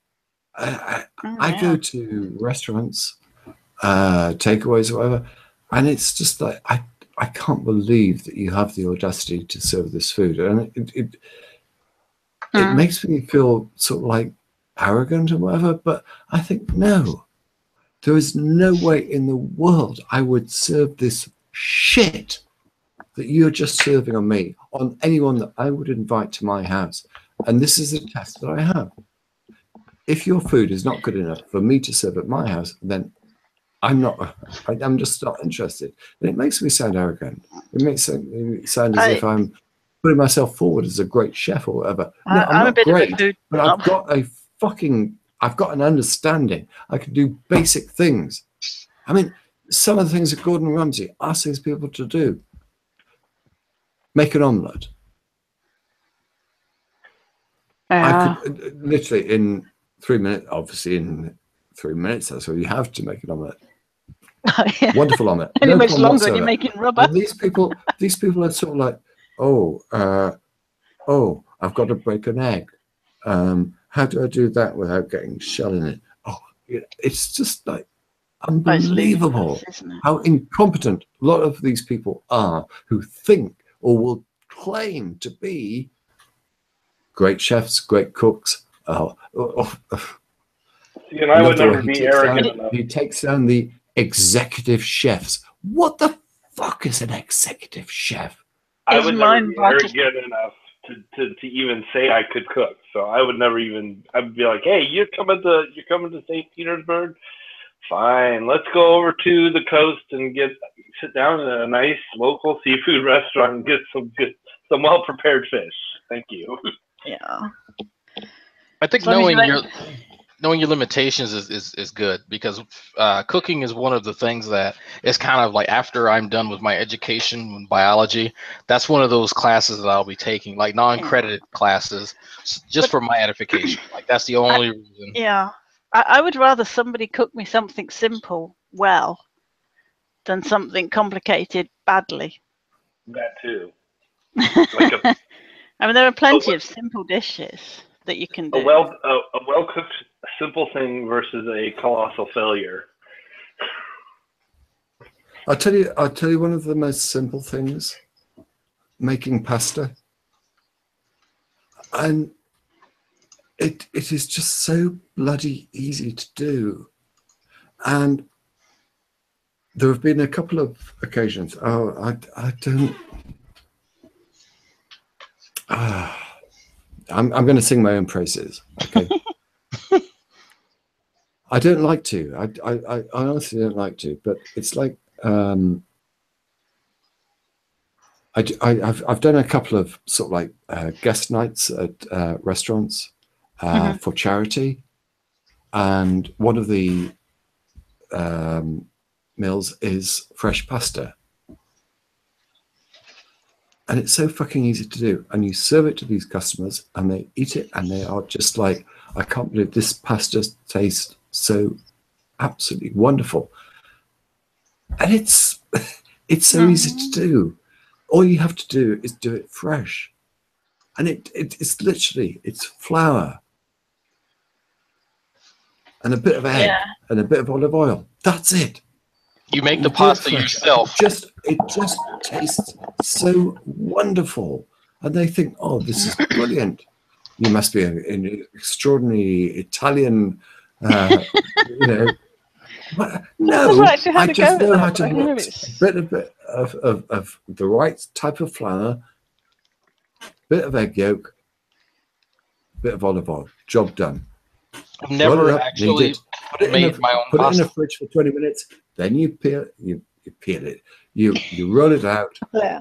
Job done. Tagliatelle, piece of piss. I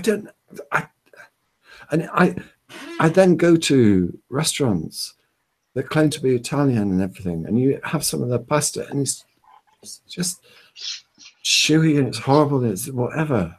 I mean, honestly, making fresh pasta is not difficult.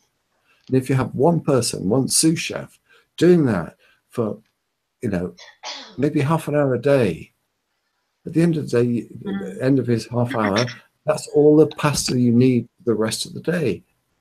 And don't serve it the next day because it would taste shit. And you're not wasting any money. Oh, I just don't understand. It's very inexpensive, the ingredients. I just understand why Ramsay, when he goes to Italian restaurants, gets so frustrated that they can't make pasta.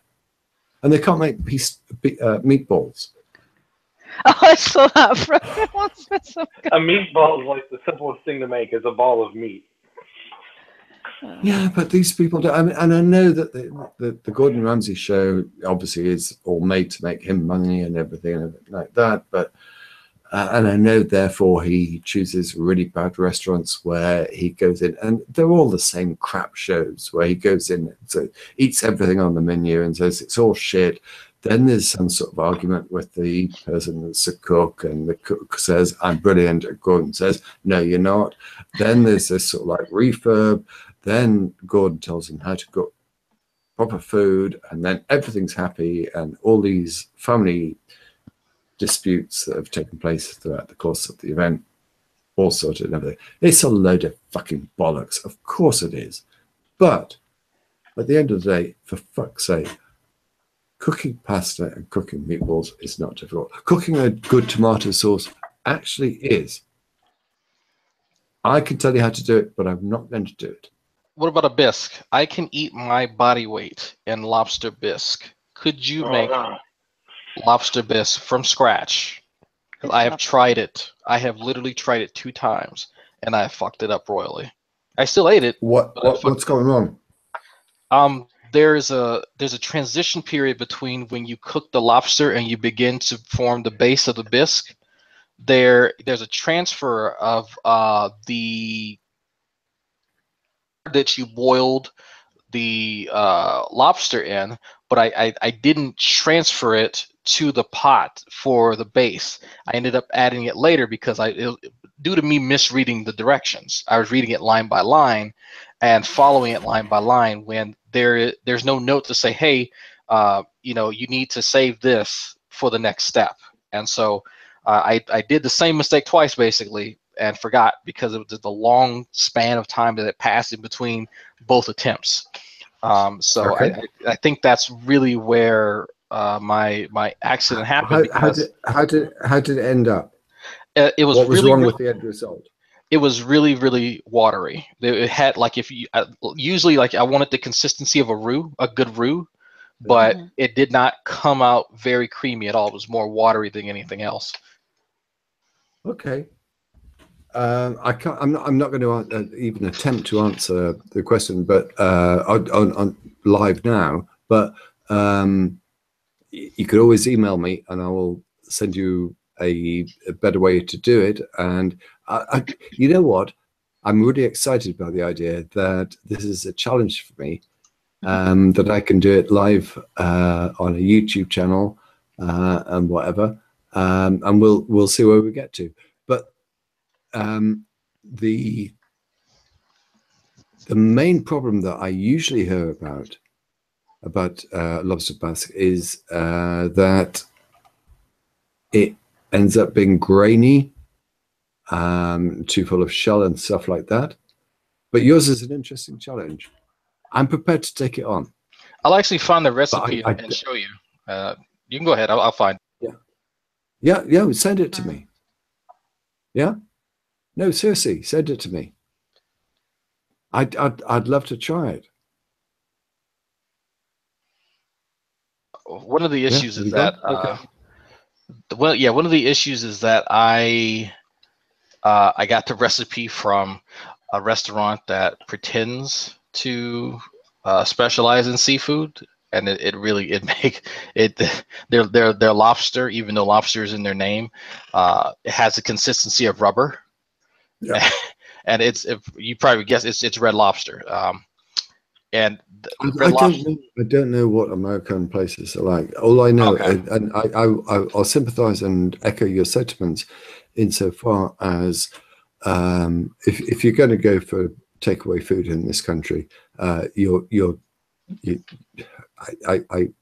I forgive my French? You're totally effed. There's nothing decent.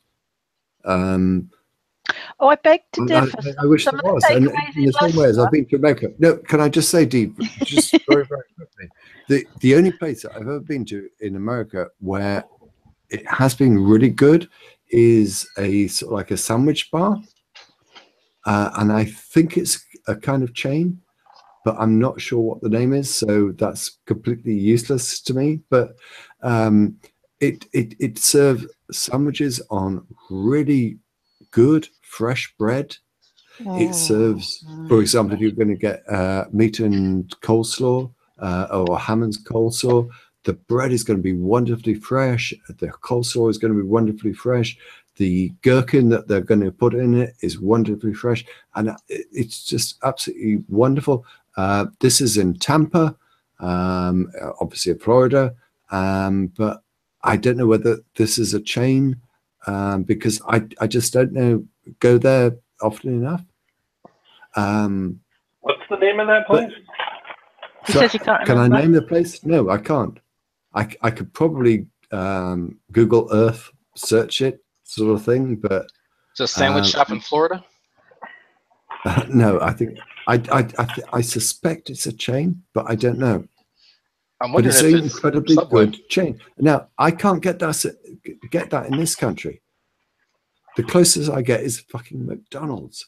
And McDonald's is I'm sorry to use my language. It's absolute. Shut.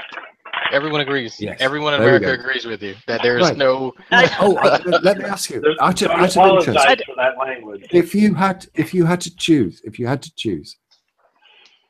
and I know what my answer would be, but out of interest, if you had to choose, McDonald's or Burger King? I just go hungry. Starvation. I would have to be so hungry to go to any. I would choose no. McDonald's. Well, I'll tell you what my answer is. Only for the sweet tea. My answer, 10 out of 10 times, it would always be Burger King. But that shows you just what disrespect I have for McDonald's. See, I can tell that DPR has discerning taste because he's got Carr's crackers behind him. I do. You're noticing them all Right. night. And do you realize why I have those? Because you like them? No. More importantly, because you have some cheese. You're from the UK, aren't you? Yes. What gave it away? And I think you also said or indicated that you might be from the Northwest. Yeah. Ish. I currently live in Yorkshire. I have lived in near Manchester. Yeah. Okay. But I was actually born in Southampton. Yeah. Okay. I spent a lot of time in the Midlands. No, that's absolutely fine. But what happened in the Northwest 2 years ago that may have created a problem with Carr's crackers? Oh, I don't know. Do you remember floods? Oh yes, there were a lot of floods. Okay. Yeah. Do you remember where the floods were? Not offhand. Okay. Do you remember where, or do you know where, not only Carr's crackers, but also custard biscuits were made. Oh gosh, custard creams. I haven't had those for donkey's Yeah, years. custard creams. That's the one. Do you remember do you know where they're made? I don't offhand, no. Okay, let me explain. They're made in Cumbria, yeah? Oh, right, yeah. And Cumbria suffered huge floods 2 years ago. Right. And custard creams suffered enormously because the factory was effectively flooded.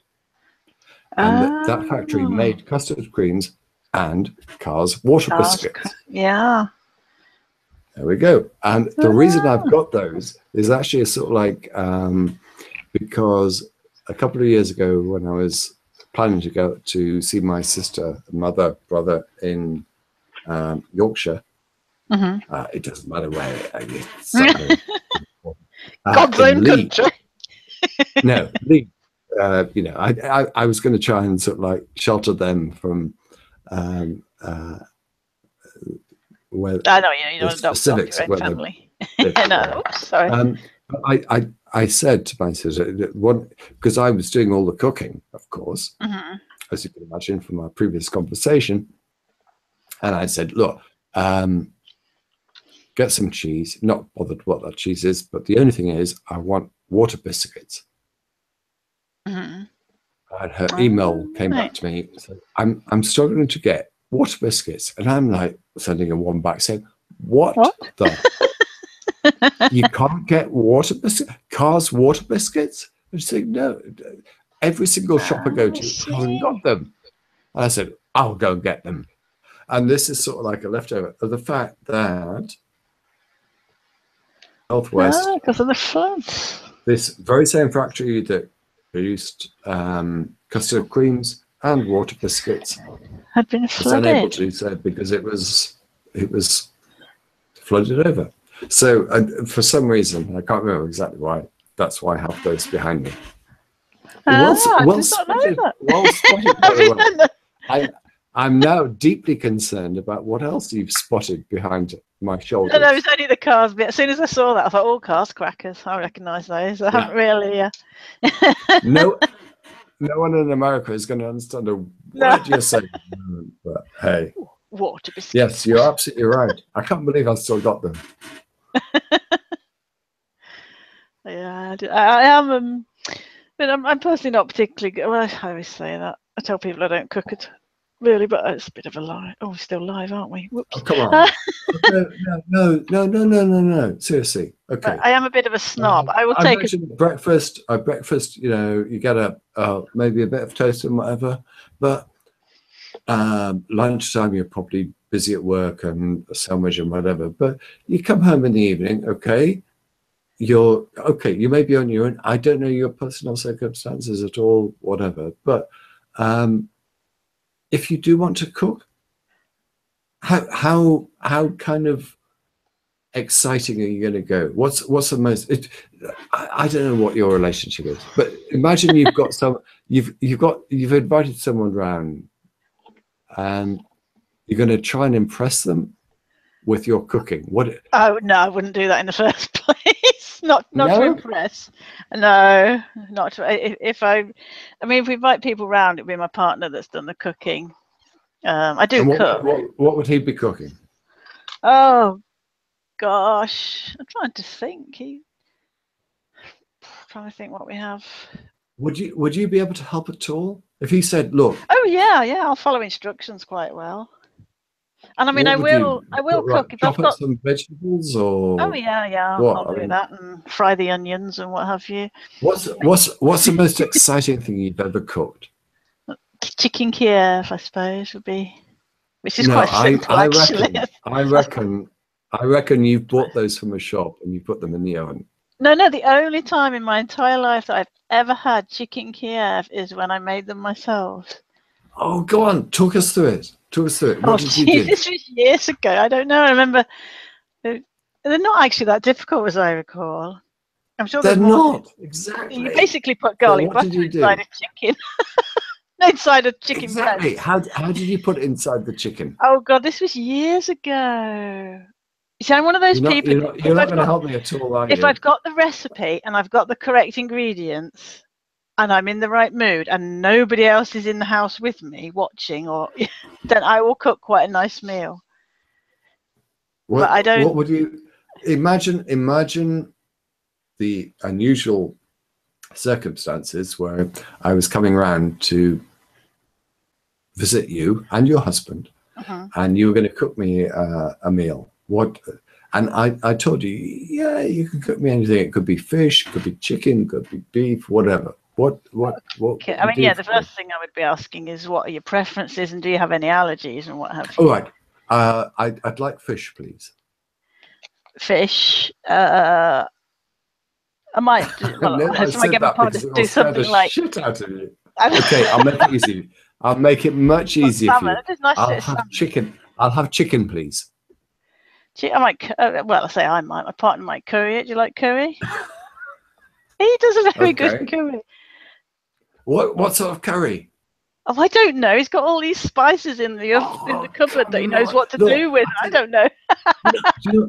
I'll tell you what's the easiest thing to do, right? Okay, and honestly, this will impress everyone you can imagine. Okay, go to your local supermarket. Any supermarket should do this, and they'll have green curry paste.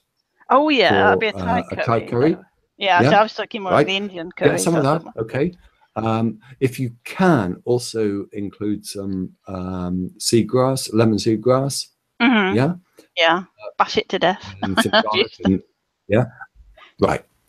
You just fry off some onions. Fry off your what we're going for, chicken. Yeah. Chicken. Okay. Fry off your chicken. Okay.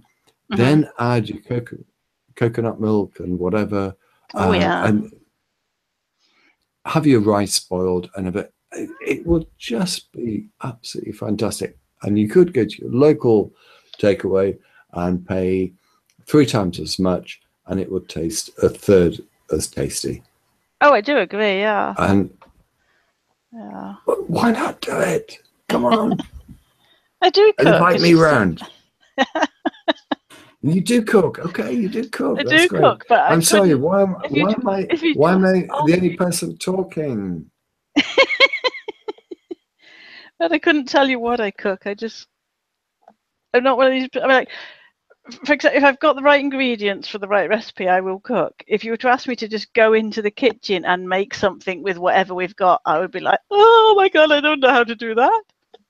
That's the kind of cook I am. Can you make burgers? Go to the store and fucking buy some burgers and fry them up for you. Yeah, that's what I do. I buy a big bag. But I'll tell you, the only burgers I have it's one of the. Under the broiler. It's one of these little tips. It's one of these little tips that it's just so easy, but it makes somewhat a difference. Okay, if you're making a burger, right, make sure that you toast the bread just slightly. That's all you need to do, because if you don't toast the bread, then it goes soggy. But if you put it, and all you need to do is put it in, just slice a bun in half, put it in a toaster, job done, 2 minutes, whatever. It comes out slightly toasted, yeah? Yeah. Now, if you don't do that. I do that when I've made burgers, but I'll either put it under the grill a bit or heat it quickly up in a frying pan, a dry frying pan. There we go. So, yeah. You know how to cook. I've made burgers before. There we go. The only emergency ready-made food we have, it will be veggie burgers or bean burgers, frozen, and chips. For when you've had a hard day and you come in and you just can't be arsed. But they will be. I will buy if I'm broke, for example, I would rather have a good quality tin of chickpeas than a cheap piece of meat. Brilliant. No, that's brilliant. And what will you do with the chickpeas? I'll tell my husband to make a curry. Unless I have made falafels before now, and I make my own hummus. Oh my god, fresh hummus! Hummus I love it. What are you going to have fresh hummus with? I use it as a dip. Pita dip. Yeah, pita. That's good. Oh, that's pita. Good. It would depend on. I'd normally do it as a dip with some else. like raw vegetables, like raw carrots and cucumber and That's tomato fine and as well. stuff. Avocado. Oh, avocado. Mm-mm-mm. I am so grateful I'm not Gordon Ramsay. Well, in a way, because I wish I was him, because he's, you know, a lot of people hate him and whatever. Fine, but I think he's very good at what he does, and I think he's he a good knows how to person. cook. Actually, I actually think, despite his shouting I and do as screaming at well. people, because the first time I think I was like, you know, when you're channel hopping, and I saw him do like a part of his show, and I just thought, oh, he's just horrible, swearing and screaming at people. Have you seen him with the children? With the children, no, I haven't. But I was talking about the kitchen nightmares. When I finally kind of watched the whole episode, I just thought, wow, he really cares about food. I mean, he really cares about food, and he cares about the restaurant industry, and he wants people to succeed, even though he's horrible and obnoxious, or behaves in a horrible and obnoxious, and so it's a bit of hyperbole going on with some of the things he says. Well, At the end of the program, I thought, he really cares, doesn't he? You can see more of his heart, because there's a Top Chef, I think kids or something like that, Top Master Mini or whatever. It's the same concept, just with like young kids, probably 10, 12 years old. And I remember seeing a little bit of it, and there's this little girl, you know, she's having a hard time, and you know, it's the kids, she's breaking down in tears. And Gordon Ramsay comes over, and he bends down, he asks her just quietly, what's wrong? And she starts kind of crying and weeping. I'm trying to do it, I'm so frustrated. And he looks at her, you know, holds her hand and say, you know what, you can do this. You take your time, we're going to do it together, and we're going to make sure you do it right, okay? And I mean, it was so, you could tell that he was a father. You could tell that he knew how to approach her. Kids. You know, I think he has a few kids, if I'm not mistaken. Yeah, he used those skills. He turned off kind of the Gordon Ramsay persona that he saved for adults, and he honed in on how to reach that child and encourage her in order for her to complete the task that she was given. And I think that I think that's something he was like. Yeah, if I can tell you what my problem is. Yeah. I think that the majority of television shows that cover what he does, whether it is in the UK or whether it is how it's transferred to the US, I'm deeply skeptical about it. Now, I'll tell you why. I'll be very brief about it as well. Don't worry. When he talks about, or when he was on Kitchen Nightmares in the United Kingdom, he just went into places and said, you're terrible chefs, or you need to do this, blah, blah, blah, and whatever. Then you compare it to what he did with the United States way in which they financed the program. And it was incredibly boring, because everything that happened was he'd go into a restaurant, and it wasn't about, well, part of it was about the cooking, but a lot of it was about the relationship between the people that were in management and whatever. And it was just so dull. And then it would come up, and it was so predictable. Then it would come up with, Team Gordon Ramsay then reinvented this place, and everyone comes back, and oh wow, and everyone's in tears because it's a nice restaurant now, and they're also, all their family difficulties have been resolved, and what a pack of shit. They've actually they took that formula. Kitchen Nightmares in America was as boring as fuck. But you know, the television companies made money out of it because it was Gordon Ramsay and it was great entertainment. You know, they took that formula and they they applied it to a woman who runs a hair salon. I can't remember this woman's name. She's very, very tall, very pale, very British. She always wears has black fingernail polish. What's that lady's name, Tasha? You know what I'm talking about?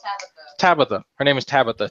Tabitha? And Yeah, and she's some famous hairstylist from the UK, and it's the same thing. She goes in, but there's always some conflict between the owner that has solicited Tabitha's service and a few of the employees that she has, whether they're really lazy or really codependent, or someone's just an incredible slacker. There's always some tension there, and then a part of one of their exercises is to resolve whatever that issue is. It's without fail there's some type of tension, and it seemed like they were kind of reusing the same type of formula from the Gordon Ramsay show for this one, and it's incredibly effective. Oh, looks like G-Man's live, so that's what someone's saying. Is he live, dear?